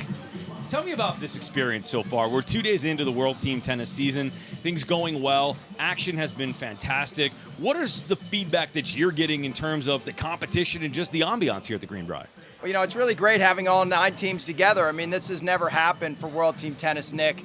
And it's a little bit of a different atmosphere. You know, I heard earlier from a couple of players that, you know, the players are on the court, the players are ball kidding for each other. They're coaching a little bit more. And the other thing is they're coming to the matches to watch in between because they're not jumping on planes and flying from city to city. So I think they feel like the camaraderie is at a level that they've never had before, which just makes it the competition great, but it also makes it fun for everybody. The Greenbrier's been an amazing host. The accommodations, the way it's been set up, the protocols that are in place, everything going smoothly on that end. Tell me about this resort. I mean, I've had a chance to explore just a little bit, only a few days into it, but man, there is so much to do, so much to see, and the scenery just doesn't stop. I mean, it's so beautiful here in West Virginia. The weather's been amazing. We had another amazing day today. We have such a beautiful stadium here with this creekside background. And there's plenty to do. If you want to go for a walk, you want to go for a bike ride, you want to hit a few balls on a beautiful golf course, a few beautiful golf courses, and jump in the pool. There's always something to do here, and I think it's making all the players and certainly the staff feel comfortable. There's a lot of hard work here, and there's a lot to do to win a championship, but I think in between each of those days, the players have something to relax with too.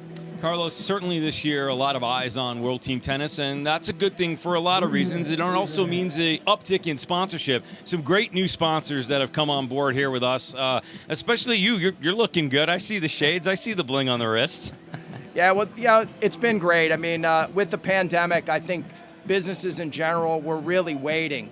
But when we chose to come to the Greenbrier, they all wanted to come here too. So, we've got renewals from folks like Geico and new people like DraftKings and Guaranteed Rate that are so great. I mean, I got these nice glasses from Zenny Nick, so there's been some great stuff. We're also doing some innovative stuff with both UTR around UTR ratings for each of our coaches, which is great to set the lineups, and also with Chosen Foods. You can see what we've done in the stadium with social distancing. They put some great seat covers up, and I think it creates a good environment and a safe environment for everybody. Carlos, it's been fun watching you put this together from a bit of afar, and now to see it come to realization. I've always said you're a guy that if there's a way, you'll make it happen, and if there isn't a way, well, you'll make that way up, and you've certainly done it here. My congratulations to you so far on how things are running, and thanks for joining us. Yeah, thanks, Nick. Great to be on ESPN, too, and look forward to a great season as we drive to the championship. All good. Great stuff from Carlos Silva, the CEO of World Team Tennis. And we have more action coming up for you when we come back. It will be women's doubles. Hera, Rodianova, Kleisters, and Peschke, all on the other side of the break when we have the call from Jeff and Nico back up in the booth. Don't go anywhere. The action continues on ESPN2 right after this.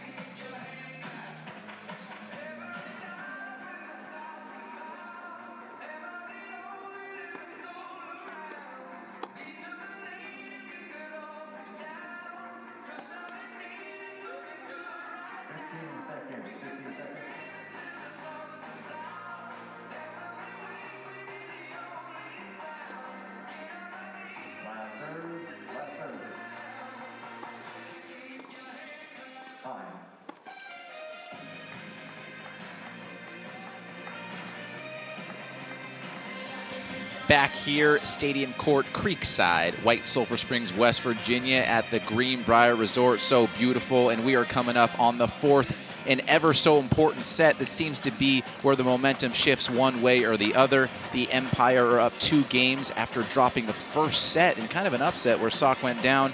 They end up taking women's singles and mixed doubles, and they are up 13-11. And right now, the women's doubles, we are about to see Kim Clijsters pair up with Květa Peschke, 2 players that are former world #1s in doubles. That's pretty special. Well, and that's when you're the Empire and you feel you're sitting pretty, because you have Clijsters and Peschke and Skopsky and Sock to finish up, and you're up 2 already against your opponent. So big responsibility on Pera and Rodionova to keep it close, so Monroe and Arevalo try and go for the miracle. Right now, the New York Empire are looking poised to take this one, but still 2 sets to go.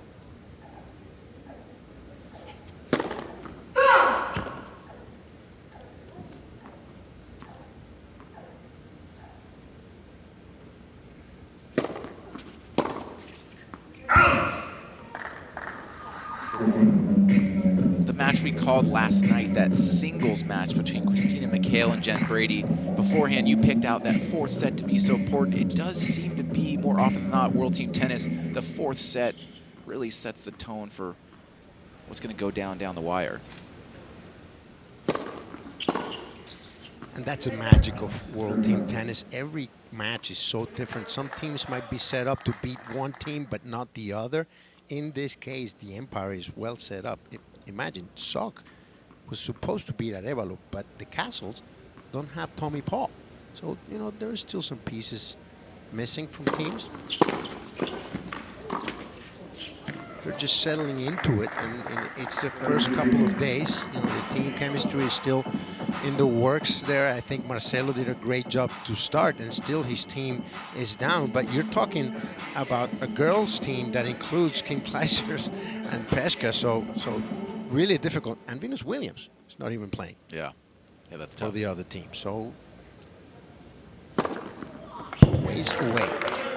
So if you're a coach in team tennis and you're setting the order of play, are you thinking get your best bet first, last, 4th set? What are you thinking? It depends who you're playing and their strengths. That's the magic of it. Right. You know, you have a lot of pieces to play with, and that's the fun thing about it.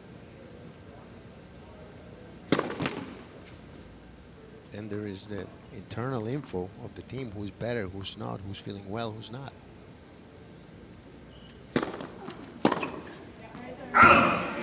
To put things in perspective, the Rollers have played 2 matches, and they've put the Bryan brothers last each time. So obviously their coach, Blinkiron's thinking, I'm going to tip my best team last. You know, that way if I'm up, I shut the door, and if I'm down, I can force extended play. So that, I guess that's what's going through his mind. Yeah, definitely. But at the same time, you could be thinking, whoa, I don't want to put my best team last. I could be out of it by then. So many different ways to think about it. And that's why we're not coaching. We're up here talking about it. I mean, Skopsky and Sock are beautiful, fantastic men's doubles team. So is Clijsters and Peschke. I want to see who can beat them. But if you're playing to 5 games, anything can happen. No, that's a good point. That probably, on paper, that could be their strongest teams right there, and they're ending 4 or 5 of them. Ooh, she had it. Clear idea to hit that volley short. Love that lob return right there.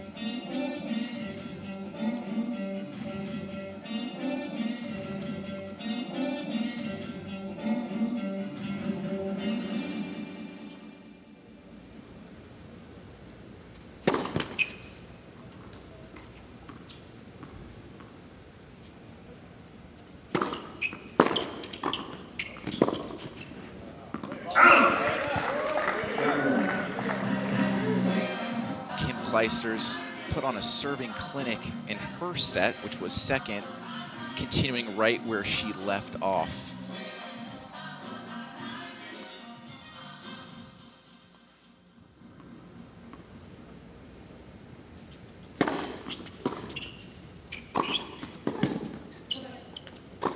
Bit too short with that lob return this time.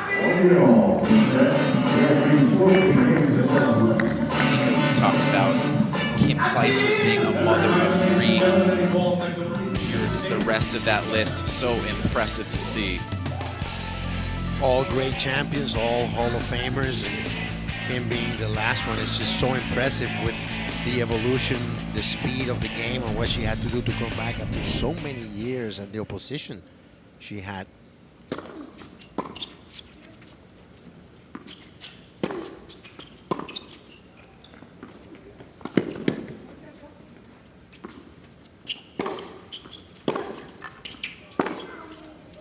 To be in heaven with all this lobbying.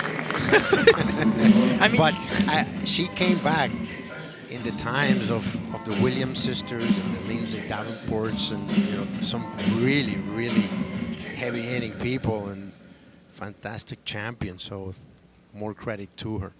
wins her first major 2005, 15 years later, making her second comeback.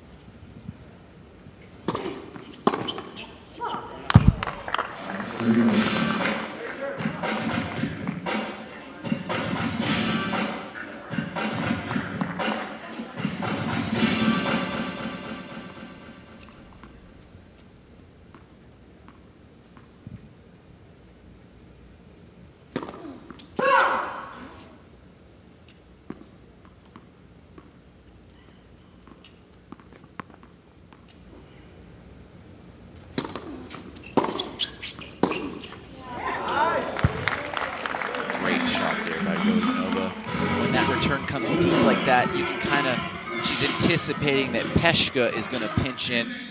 She's kind of one step ahead, pushes it down her line. Well done right there from the Aussie.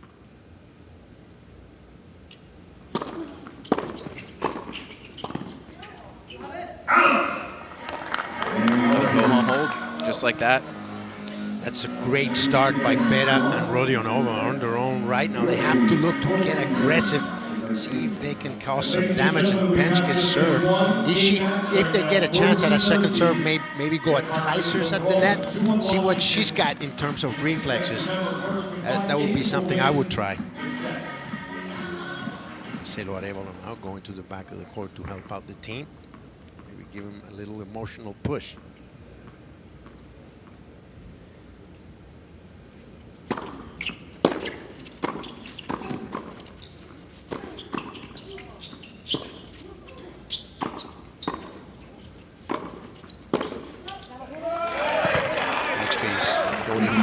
Is 37.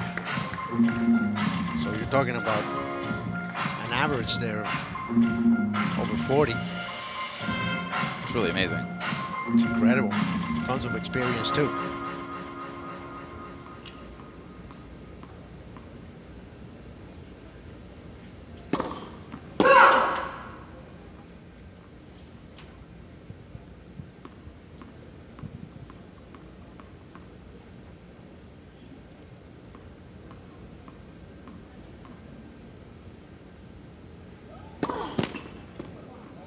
That second serve you were talking about. It's her third double of the day. She played earlier in mixed doubles.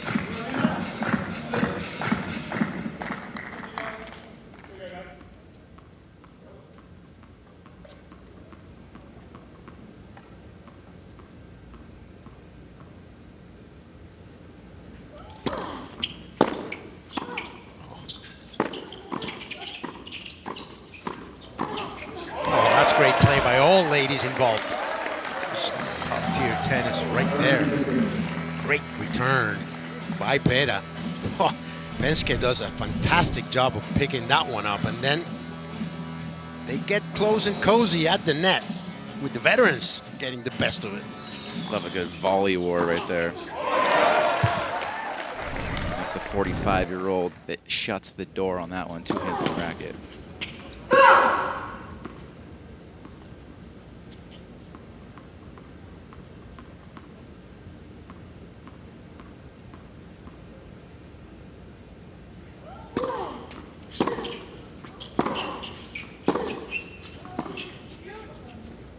That was sweet.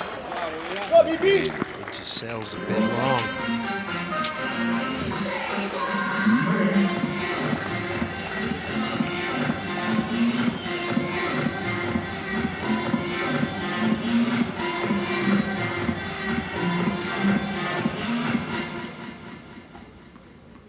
the cusp of tying this up at 14 apiece if they can get a break here.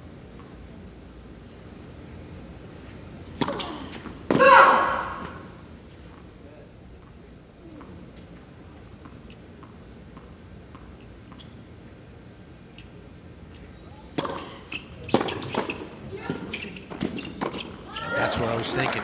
Great move by Beta in a big point. Now they have two opportunities. Went straight at the great champion at the net. Looked surprised. Kleisters on that instance and left a sitter for Rodeo Nova to take advantage. It's almost like Kleisters got the tough one back, and then she almost got an easier chance at that one. Couldn't come up with it. Break point here for the Kastles. Beautiful body serve. We'll take this one. Got to be going to para, right? I think so. So last time she got a forehand, she rips it at Kleisters. What do you think Kleisters is telling her partner right now? I think they're going body, trying to jam her on the forehand side. And Beta, if they jam her on the forehand side, her best option is going to Kleisters again.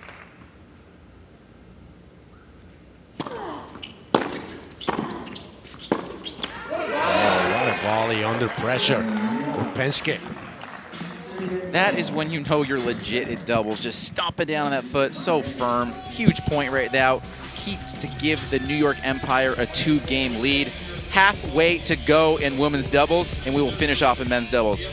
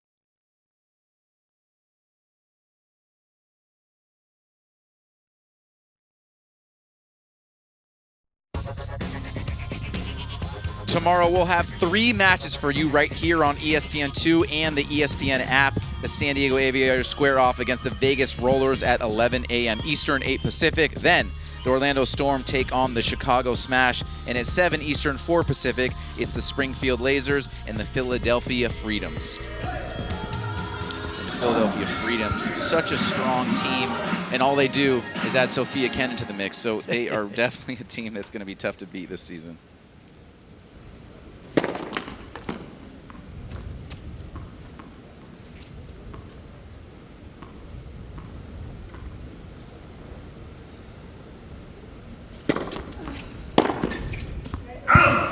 Telling you, I see 5 or 6 teams that can win it, given each circumstance. You have to see how they match up. You have to see injuries, chemistry within the team.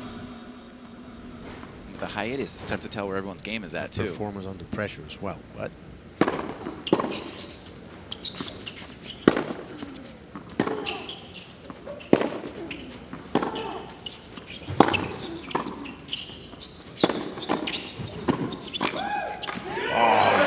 great defense there out the net. But I love the way Beta rips up the ball. She just takes a full-hearted swing to it. She's ripping them, and look how they handle them, too. The Kleister is solid there. Then again to the center, Kim takes it. I believe it was Kim that hit it. Both their rackets touched a little bit. And that's when you know you're former #1 in doubles, taking those forehands with ease.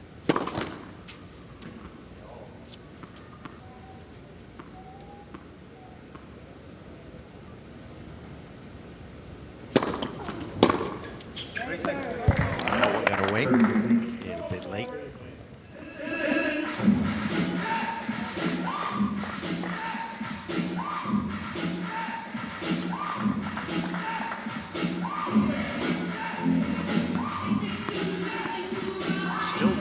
there. You're always going to be in striking distance if you're down only 2 or 3 games.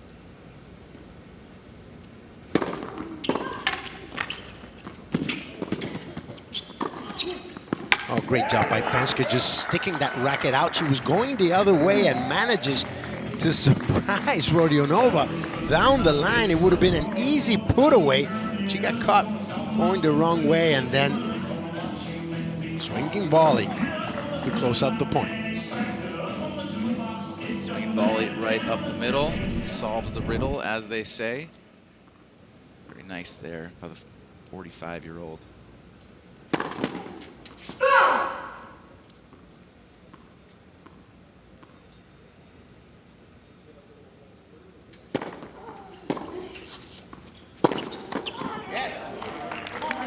There's that forehand right there. That forehand, it's got a long swing too, big loop.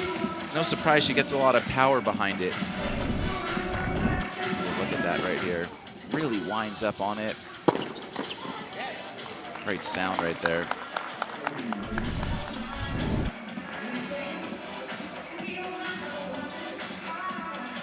Your boy Cello staying warm back there, getting ready for men's doubles, which is the last set.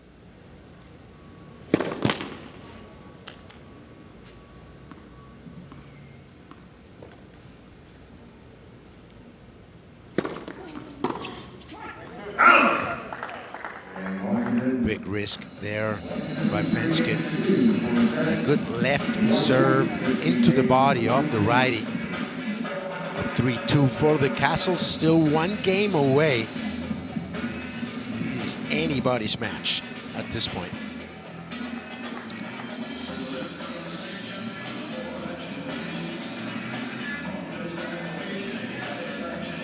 You know, one surprising stat is we've only seen 1 Geico timeout being used. Usually we're seeing a couple a set, but I guess no need. Oh, that's just veteran play right there. She just kept going after a tough volley of a very strong return by Pera. And Penske just said, well, I'll take it. This point is mine. You're That's gonna go confidence. commit.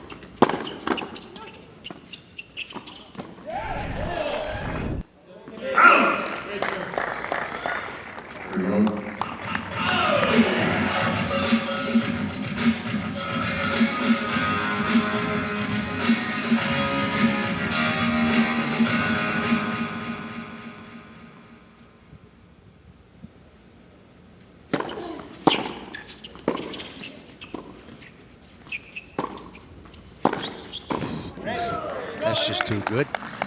Solid play by Pera. She's ripping on both sides. It's beautiful to watch. The forehand, bigger loop, longer stroke, but the backhand a little more compact, closer to her body. Check this out, Nico. Open stands.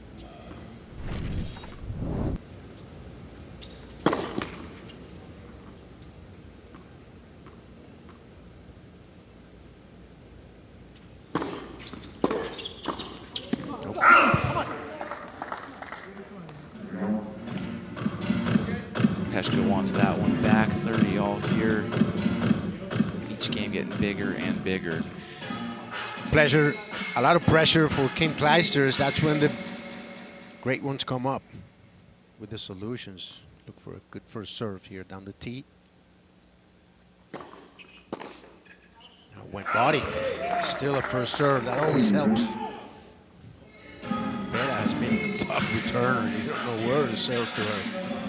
Choice there by Kim. And when she has that long stroke, right, the body is naturally one of the best serves to go to.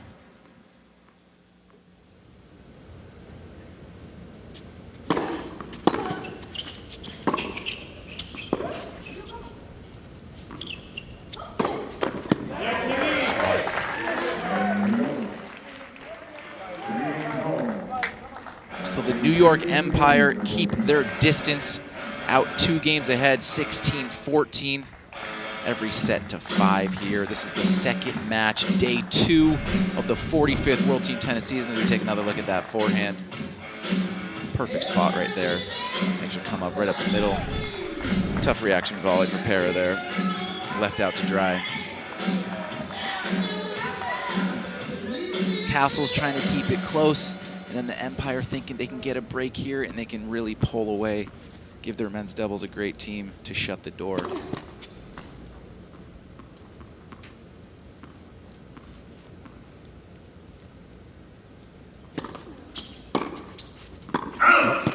Long return for Kastles.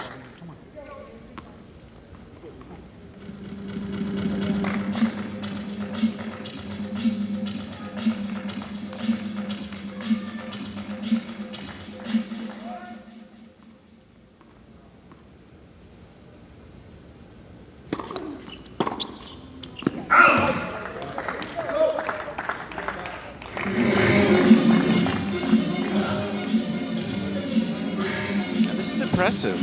You know, we would have thought 2 former world #1s in doubles. Maybe they run away with this set. Kastles doing a great job staying close. Both Pera and Rodionova have come through big time in this match, and they have a chance to win it. Why not?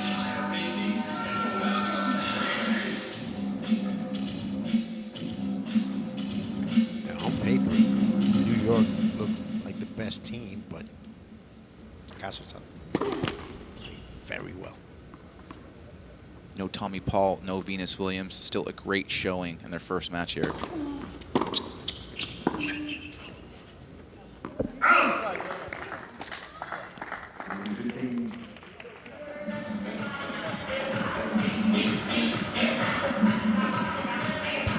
You digging the hair right there, Nico? Why not? Love it. Digging everything.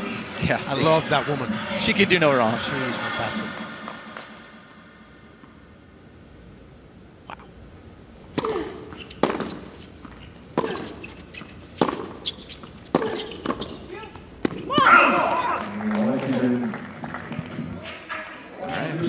Close the gap back to 1.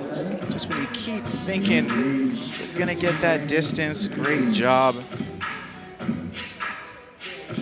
And all of these girls have been playing fantastic, and check out how to use your hands at the net. Brought to you by our production crew, always looking at a great return by Pera. She rips it again. Look at them, keeping the ball in front to take the point under pressure.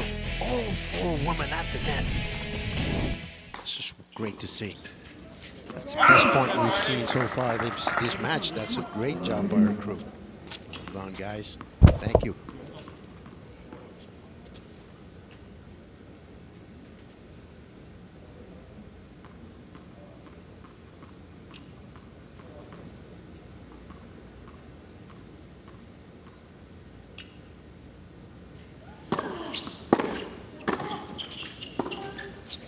Oh yes, that's beautiful. That's just huge, and now they put a lot of pressure on Penska's serve down lob 30, and this would be incredible for the Kastles because they would tie it up at 16 and close out the set. Just need 1 of the next 3 points, and they will have a break point. I should say a set point.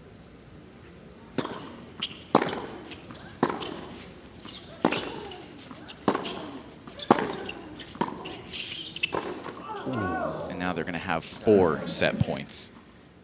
Yeah, that was the right play. Rodionova must not feel good about hitting Kim right there. Point blank on the chest, but she gets 4 set points. That's all they care about. Of course, she will apologize now, but Kim knows that's what it is.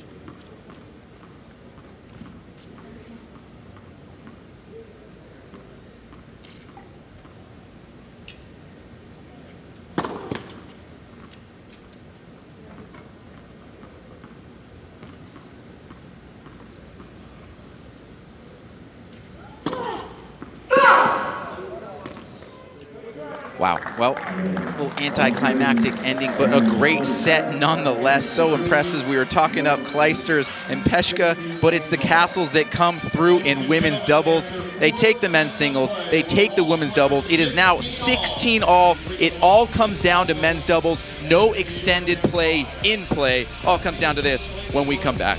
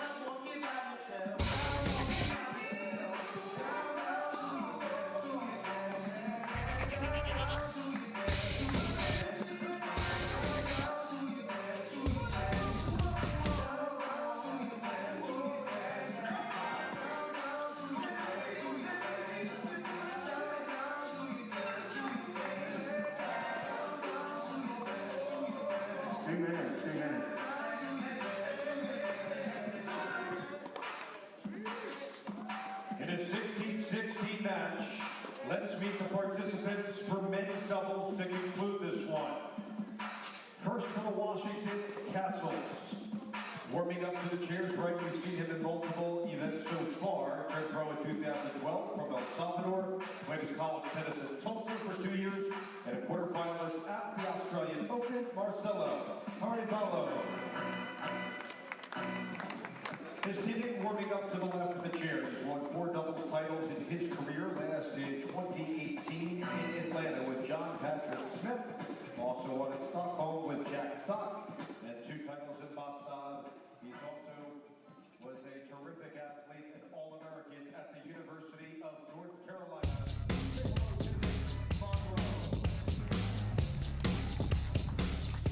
What up, tennis fans? Be sure to download Tennis One, the official mobile app of World Team Tennis. You can follow the latest news, scores, social, and more from your favorite teams and stars, as well as play games and win prizes all season long. Tennis One, available for free in the App Store and Google Play. And if you're on the app, you will see that it is all tied up going into the last set, just how we want it. And extended play is now out of play because whoever takes this last set is taking the match, Nico. Well, this is the way I love it, and this is the way it's designed. This match is for all the marbles, and you couldn't have 2 more different teams. 2 of the most talented guys on tour, 2 of the most talented doubles players I've ever seen in Neil Skupski and Jack Sock playing against 2 grinders. I love Marcelo Arevalo. I already spoke about him during the singles, but you got Nick Monroe out of North Carolina. This guy is the definition of grinder. He's been out on tour for 20 years. He started traveling with his dad. He had nothing to do in competition for the first few years, and he kept practicing, and he got better, and he went places he couldn't get in, and he started getting in, and he made a career out of it. He's a fantastic human being, and he deserves to be here. So guess who I'm rooting for in the good sense of the word. I mean, you have Arevalo and Monroe going against Sock and Skupski, and you know, you couldn't have it better. What an ending to a terrific match, and what a performance by the ladies of the Kastles teams. They just ripped it up against Kastles and Penske. There have been 2 times in this match where we counted out the Kastles. That was Arevalo in the first set, and that was, of course, what we just saw in women's doubles facing 2 former #1 players. Both times, those are the sets that the Kastles won. So right when you think you know what's going to happen, I really don't know what's going to happen. I mean, like you said, you got to be leaning towards the Empire on paper. But hey, that is why they play the game, and I am pumped for this last set. Let's go. I was impressed by that Pera and Radionov on that set we just saw. But this one that's coming up, it's very interesting as well. Let's get ready to rumble here. Jack Sock has not played since the first set. Something to keep in mind. You're sitting down for a while, you get a little cold. Of course, you get a short warm-up, but it's not as long as a typical warm-up. Something to keep your eye on. And of course, Nick Monroe is the first time we're going to see him. Well, I'll tell you something. I haven't seen Jack play worse than I saw him playing that first set. So let's see what he brings to this.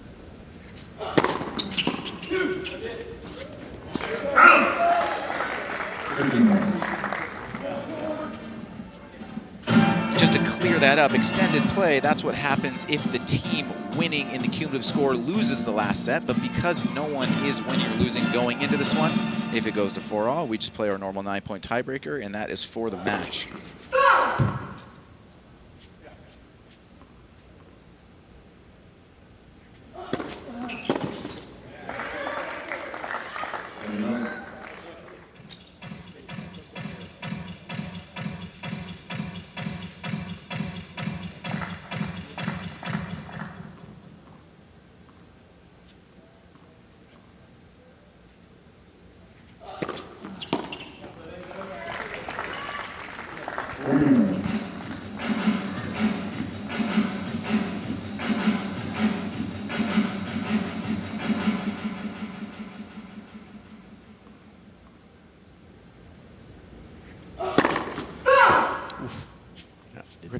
You could hear that one. That had a different sound on it.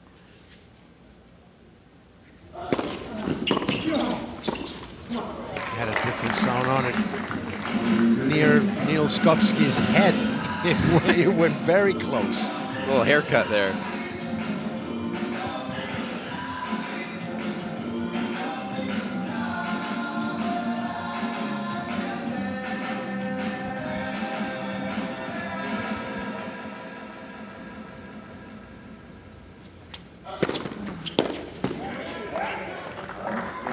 easy hold for Sock, and that's just the thing with him.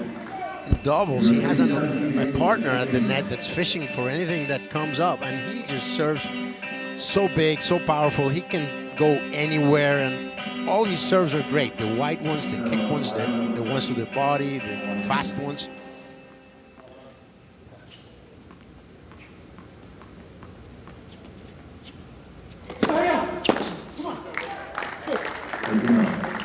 You're gonna see some high energy here from Arevalo and Monroe. Look at them jumping around and trying to stay at a safe distance as well. It's not easy when the blood is flowing.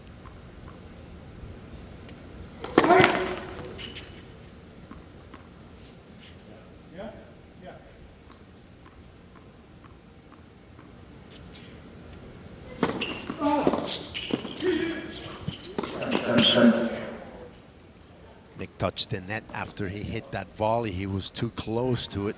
Could not help it. Heads up there by the chair umpire.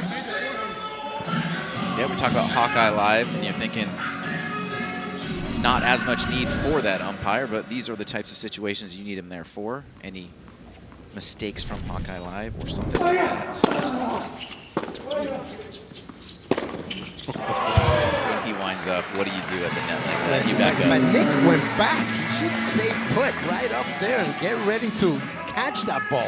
Wear a helmet maybe, but All right, I'm going to put you on the You net, know where and I'm that's going to going. feed Jack a Hey, forehand. I'm going to the see how ball- you do. the I'm going to ball- feed him a nice, easy one. the ball doesn't bite, man. All you can get a mark. It's fine.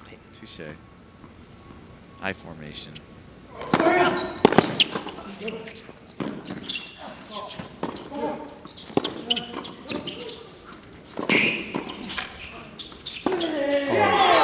Skopsky finds the hole. It was good coverage there by Monroe and Arevalo. Monroe tried to go for the cross court. Between Washington and New York. Well done. Great movement by all four players right there. And Jack Sock, just a different energy on the doubles court, right? He just feels so comfortable and confident out there. Way different than what we saw out there in singles. Goes without saying. Wow, good reflexes. Well, Jack doesn't have to cover as much territory in the doubles. His options to return are less. He wants to go cross court most of the time. Or he'll take a forehand to the guy at the net once in a while. He has the power to do so.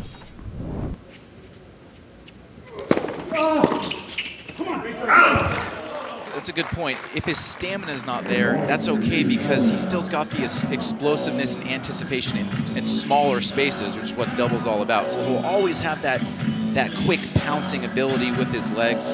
And if you don't need to run around for a long time, he's still going to showcase that in doubles.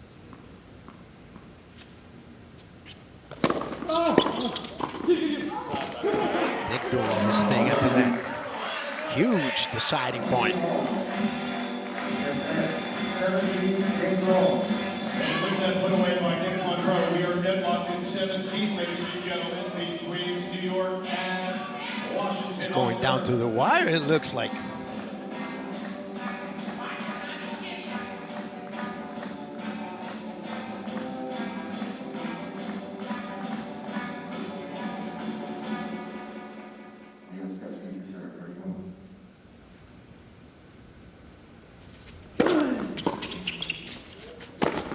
Neil's spectacular doubles player. I love the way he plays. You know, he's very sober, very contained, but at the same time, he hits incredible shots, very crisp at the volley, coming from that British school of doubles, laid out by Mr. Louis Caillet, great Canadian coach.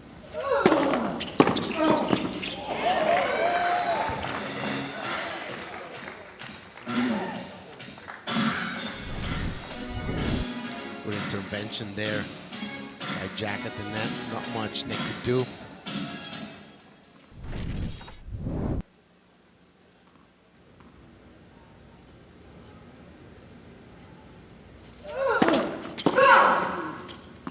Bit long.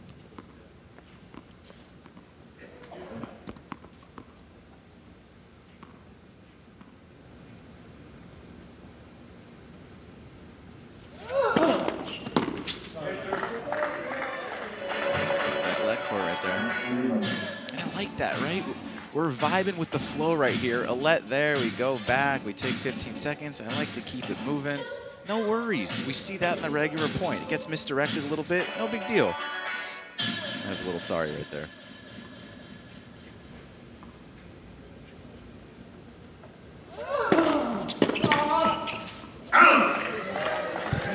Love game by Neil Skovsky.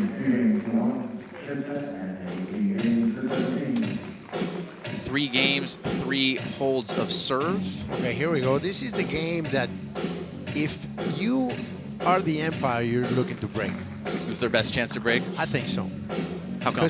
Because Arevalo serves a little bigger than Monroe, but Monroe at the net is really quick and has good hands. Not that Arevalo doesn't, but I think they have a better shot right here, especially if Nick doesn't make the first serves.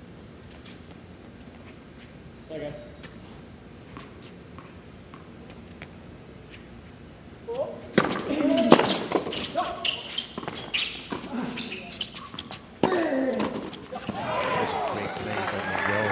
Putting that ball way deep. Skovsky kept it low. It's a tough volley. Has to hit this one below the net. Wants This is to a good dip one, look. gets.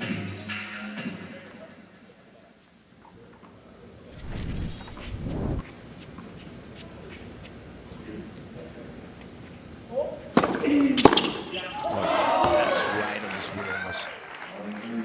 Great return by Jack Sock. Do you think, like you said, that was right in his wheelhouse. Do you think they missed their spot a little bit there? Maybe they're going totally. body? He was going body.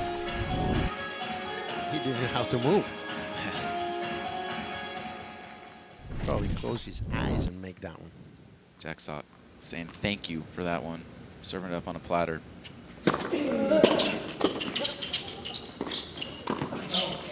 I would make Jack Sock beat me with his backhand. I would serve backhand even if he knows he's going there. You want nothing to do with his forehand on that side of the court. If he was playing the deuce side, and that's why he plays the ad side, you would serve wide to him, fine. I wouldn't, with that extreme grip, not a problem. But on this side, stay away from the forehand 100%.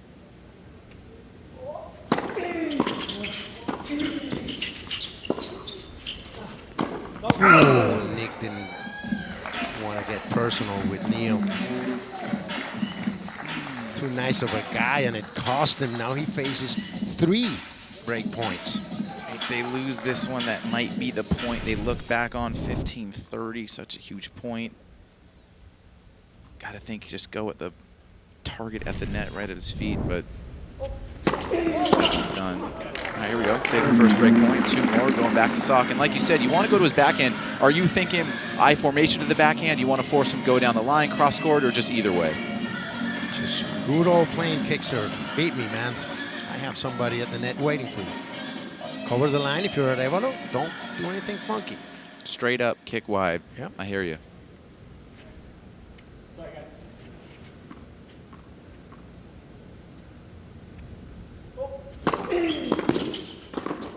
Ooh, that was closer than Arevalo wanted. That hit the line.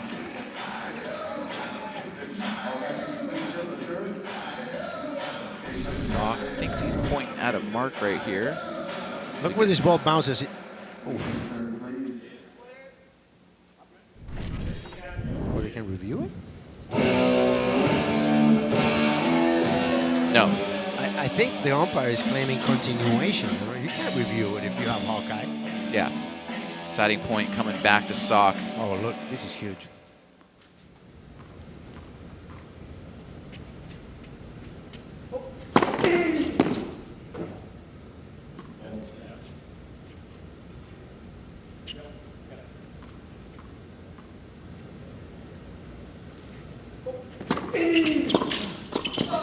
Great serve. Jammed it through the body on the backhand side. That's under pressure. That's just priceless. Just how you called it, partner. They make sure they get to Sock's backhand on the deciding point. Clutch hold right there, win the last 3 points. 18 all, second half of men's double still remaining. All depends on this match.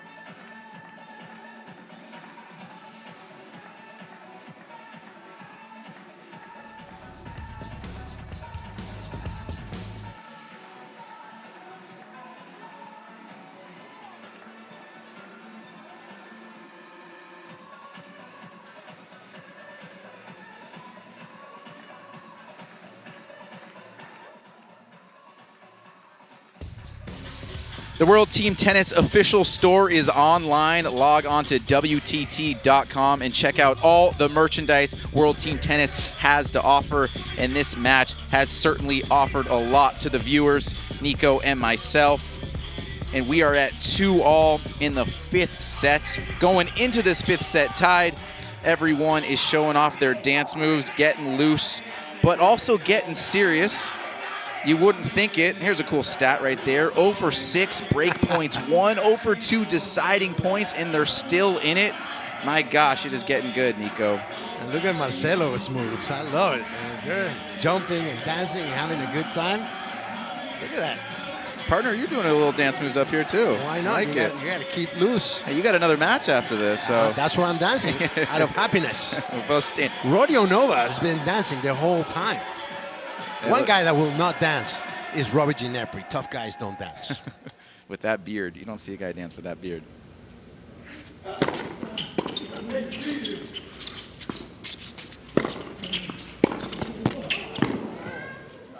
Be careful if you're Monroe and Arevalo. Don't get overexcited. Don't go for too much. That ball is the forehand guy.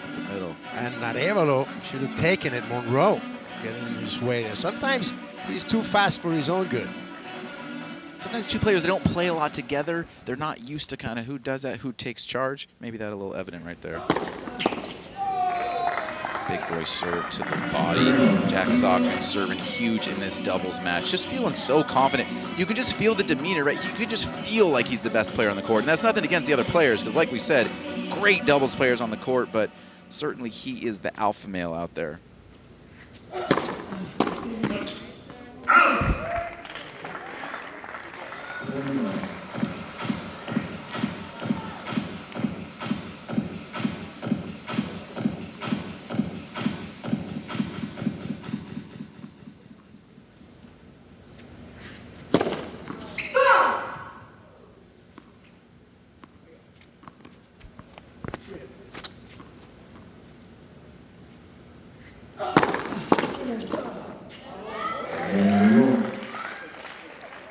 All right, good confident hold there for Jack Sock, and it's up to Marcelo Arevalo now to keep it tied up.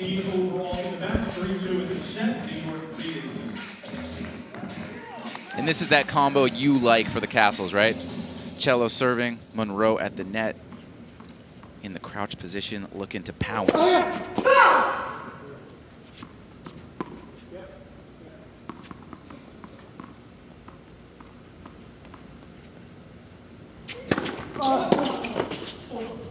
It's a good return by Skopsky, and that's the thing with Monroe. He got too close to the net. He didn't expect that one to go through. Got caught there in a surprised backhand volley. Living dangerously right now.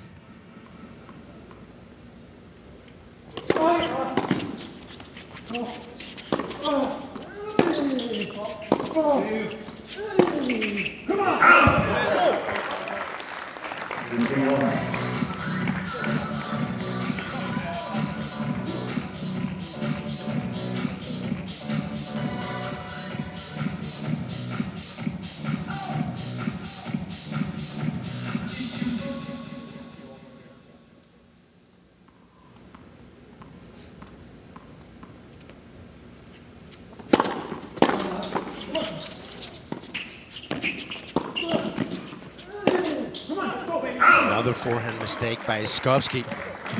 That was a good stab there by Monroe, getting that racket out just in time to hit that forehand volley over, kept them alive in the point. Things going at warp speed right now. Anything can happen. Just keep your eyes open.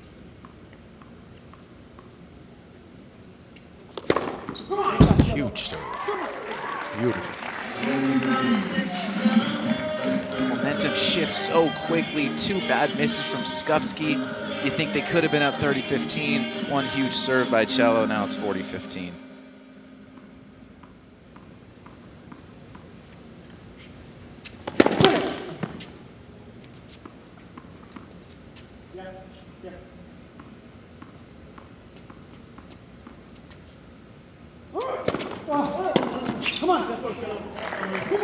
Monroe leaves early. It's almost like he saw how wide open the court was, still couldn't get it in. A hold nonetheless. We are at 3-all, 19-all in the total call, and that is what matters. 2 more holds, and we will go to a 9-point tiebreaker to decide the match. And of course, we're impartial bystanders, but I got to admit, that is what I'm rooting for. And I'm rooting for in the 9-point tiebreaker it to go to 4-all and come down to 1 point, because that is what's so exciting about World Team Tennis. This could come down to 1 point.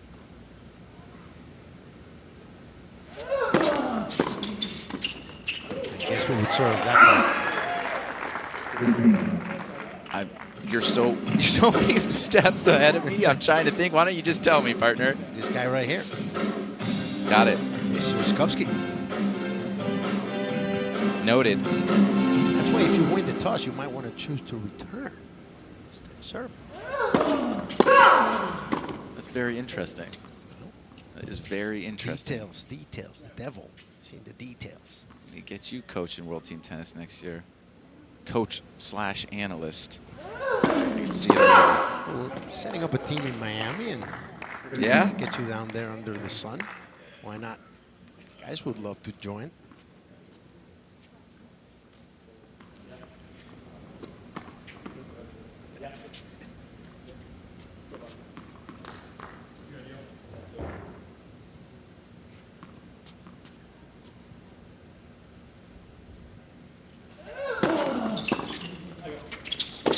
Oh yeah. What an athlete. Just the way he moves back for that. We're talking about such a good athlete, powerful in the legs. Check out this scissor kick. Nice He wrist just time. timed it. He didn't hurry. He was just smooth. Beauty.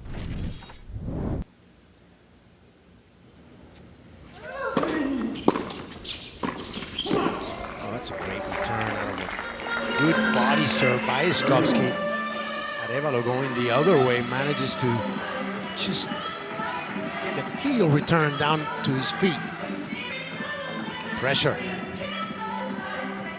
And the Kastles so many times felt like it was going to get away from the team in multiple different sets. And here we are, 3-all, 30-all. A chance here to get a break in the 7th game of the 5th set. Empire to the I formation. Oh, wow. No need to look at that line, Monroe. Hawkeye Live, baby. Play on. Talk about a clutch serve. There it is. Just for confirmation.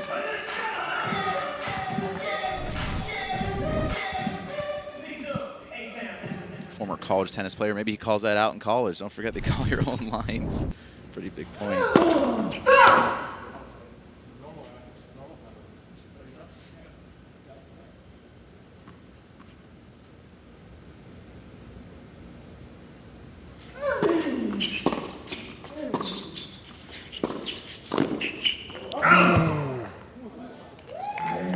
Should he go at the feet there? Sock is thinking that he might have touched Nick, but it didn't look from here. It looked like the ball didn't get near Nick. So here we go. That's what you wanted. Pressure. Wow, great job getting out of the way. If you're Sock, you're thinking he wants that back. Get it down at the feet. He was looking for the peg, though. Great job by Monroe. It's one of those situations where you don't even hit the ball and you make a good move just by letting it go by you. Looking like a matrix move right there. Well done by the former Tar Heel.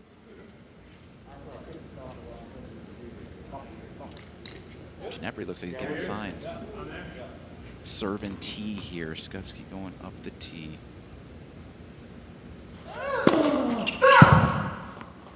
Staying in the eye. What do you think, partner?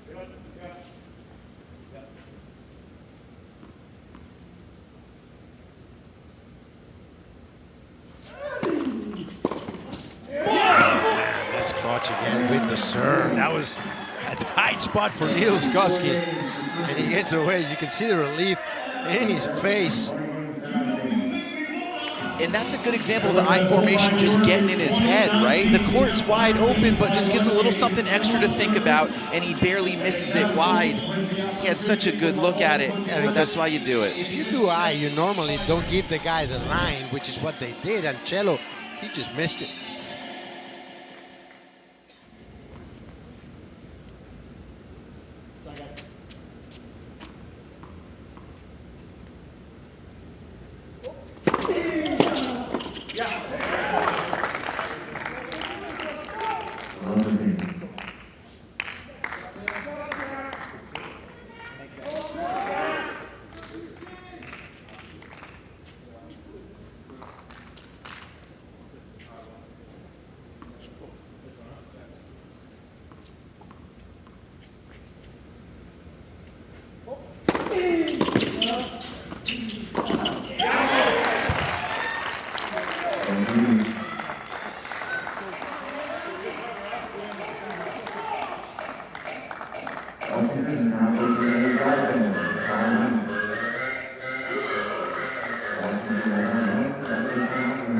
Ladies and gentlemen, Washington Kastles head coach Robbie Jeffrey is calling Geico timeout. Geico, proud sponsor of World Team Tennis.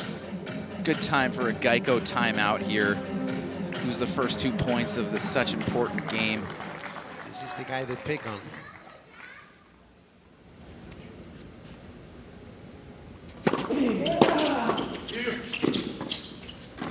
Oh, he was ready for that one. Just took a step forward. Nice angle with the forehand volley winner. What a beauty. Skovsky chooses to go finesse. Not to be this time. Out finessed in a way. I thought he was going to go straight at Arevalo again. Hard.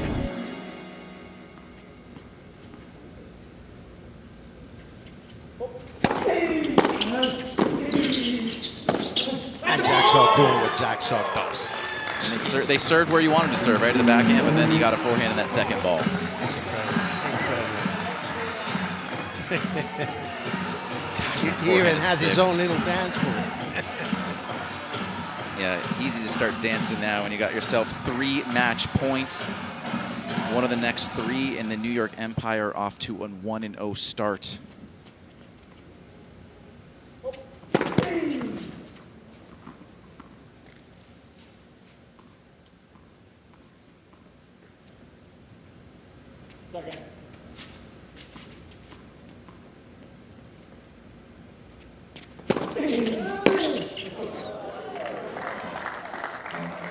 Away with one.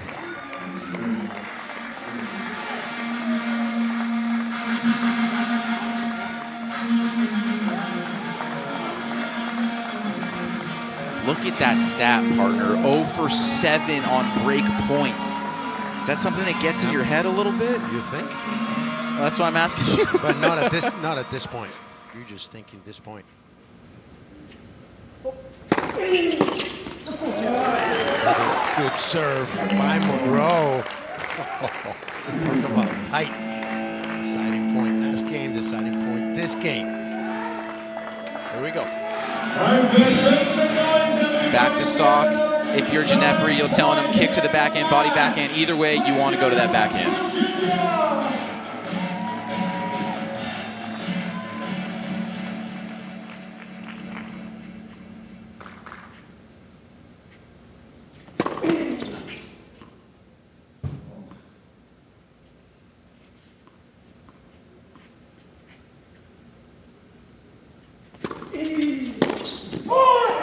When Sock misses the forehand again, like he did in the singles, and this grants your wish, partner. Let's go. Just how we wanted it. All comes down to a 9-point tiebreaker, 20 all. Another look at that body forehand serve. He gets jammed. Doesn't really get jammed. He actually had a good look at it. Good eye. Well long. It's just gutsy, man. Is it almost better in that situation to be down 15-40 and get the hold versus hold it love? You know what I mean? Feel that at all? No. I'd rather hold it low. Oh, I just feel like when you're in that hole and then you come out on top, you kind of really feel it. All right, I guess that's just me. No. You don't want your heart going through that. That kills you slowly, killing you softly.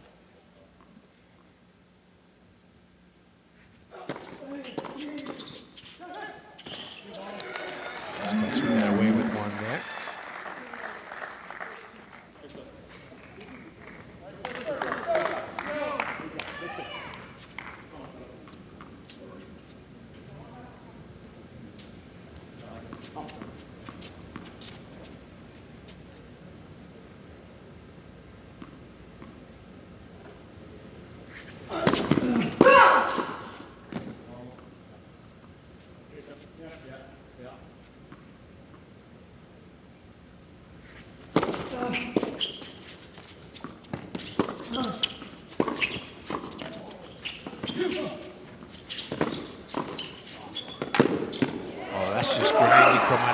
didn't get all of that return, but it bounced in.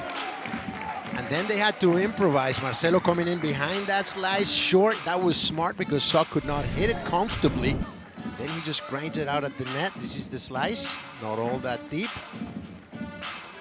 Finds a bit of a hole there, and Sock cannot react, excuse me.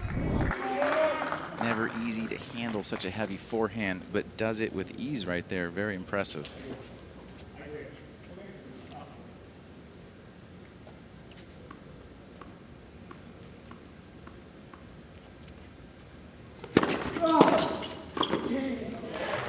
If the Kastles manage to win, they have to carry Arévalo out on their shoulders like they do the bullfighters.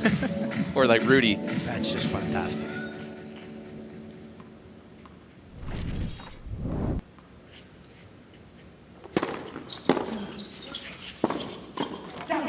Places Skupski down the line now.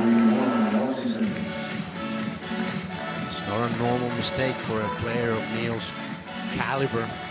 Looking frustrated here, down 1-3. They go from 3 match point opportunities.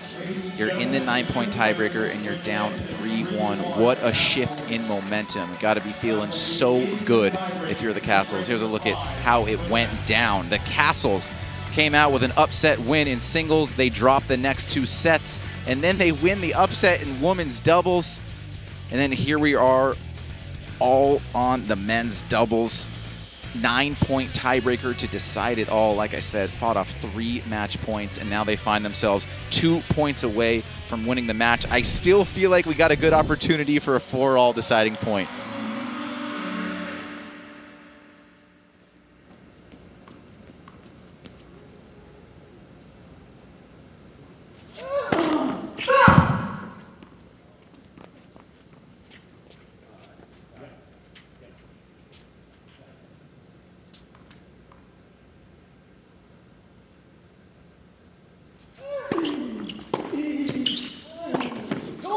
Marcelo left a little early, and Neil saw it all the way. They switched the order of serve, so Sock would start serving the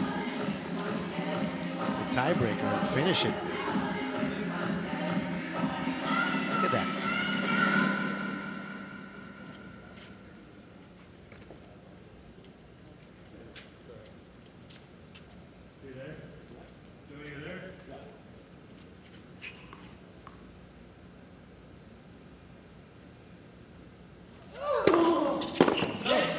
The ultimate compliment when the other team starts doing the I formation.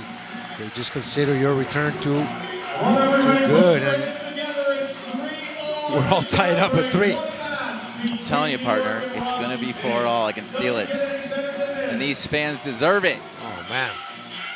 This is great.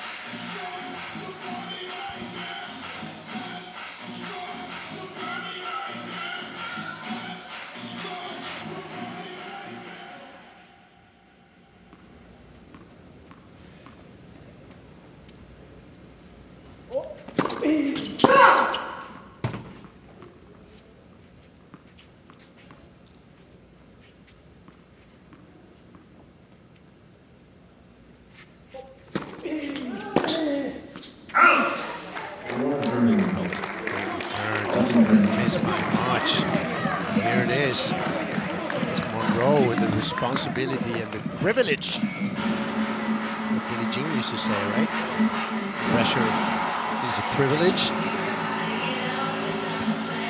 And here we go. Match point number 1 for the Kastles.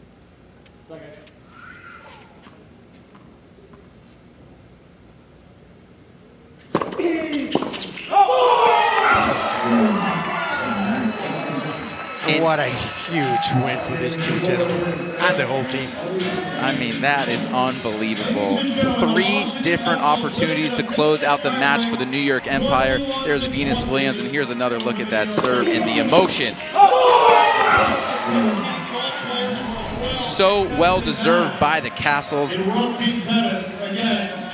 They take this one 21-20. They fight off 3 match points. Coming back to talk more World Team Tennis right after this.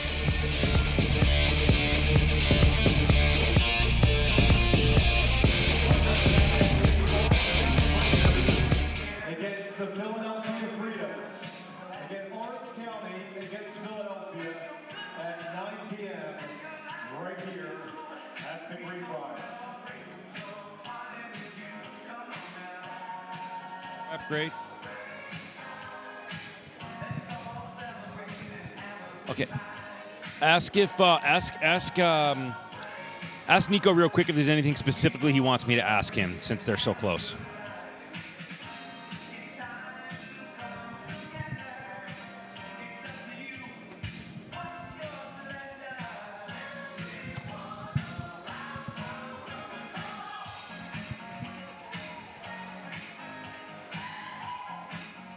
Got it. And RV policies, that's on top of what Geico can already save you.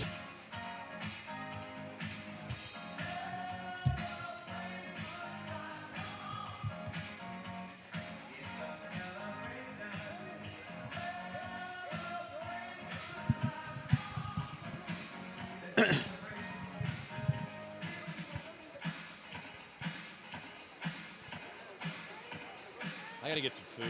Starving. Something, you know.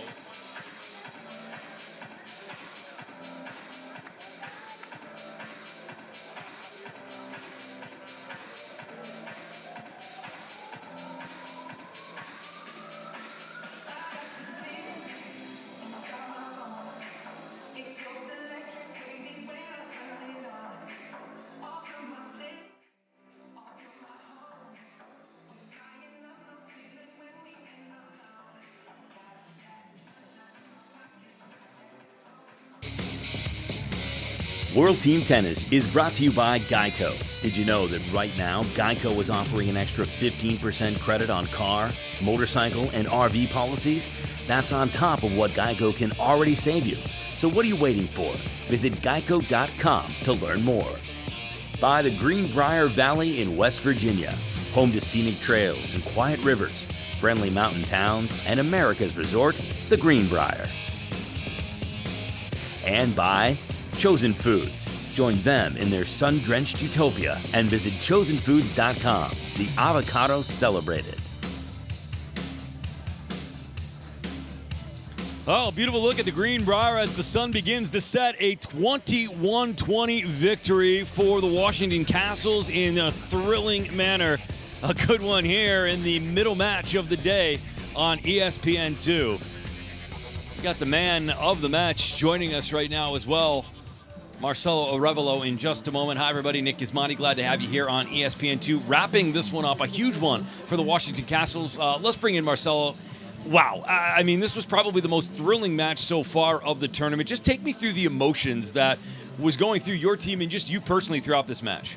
I mean, it's tough to describe the words right now. I mean, I think the team is pretty excited. You know, like it's my first time playing at World Team Tennis, and what a way of opening the season for me and for the Kastles. You know, like I felt really, really comfortable playing here since I got here. I got really pretty early on Tuesday, so I got to practice a lot before our first match. First singles match against Jack was tough, and I don't know how I was able to get the win, and then the whole team did his work, and we got the W.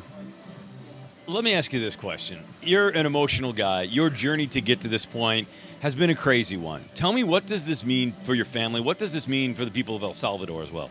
I mean, I think this means a lot. You know, I am a lot of energy guy. I play college, and I love this team competition. I play Davis Cup for El Salvador as well, so I'm used to play team competition. So this is what I really love.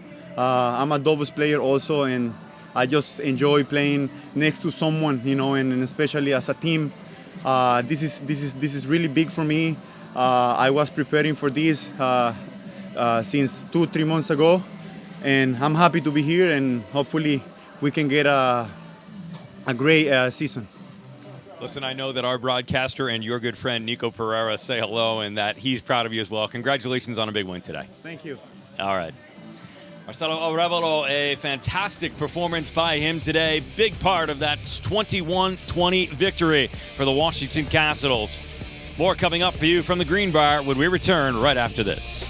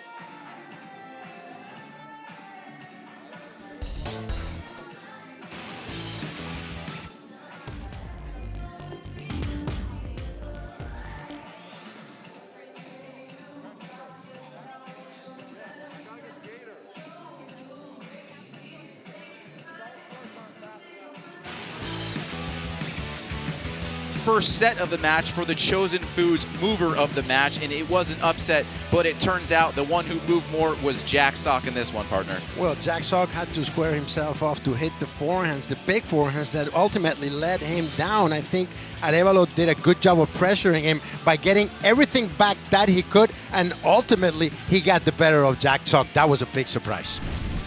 We had our doubts about Arévalo, but he came through in the end, takes the first set. He takes the last one in men's doubles. So huge from him. We're going to take a quick break, but we will be back to wrap things up. It is the Kastles 21-20 over the New York Empire.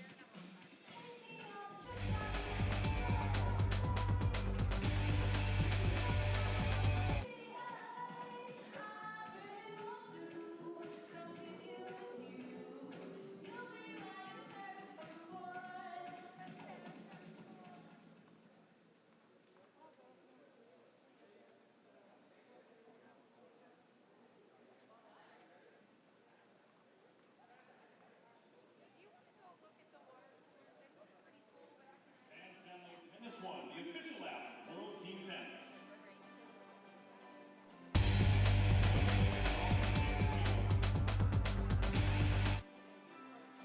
Get live player stats all from your phone. View Live with exclusive crowd view live. Download Tennis One, the official app of World Team Tennis.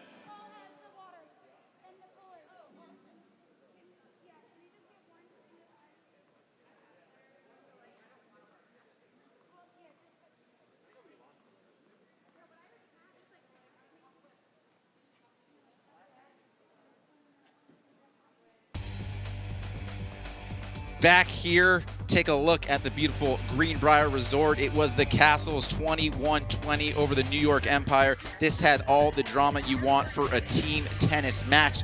As we take a look at the draft season schedule coming up, Philadelphia and Orange County, still one match go here today. We're going to check out Sophia Kenin there.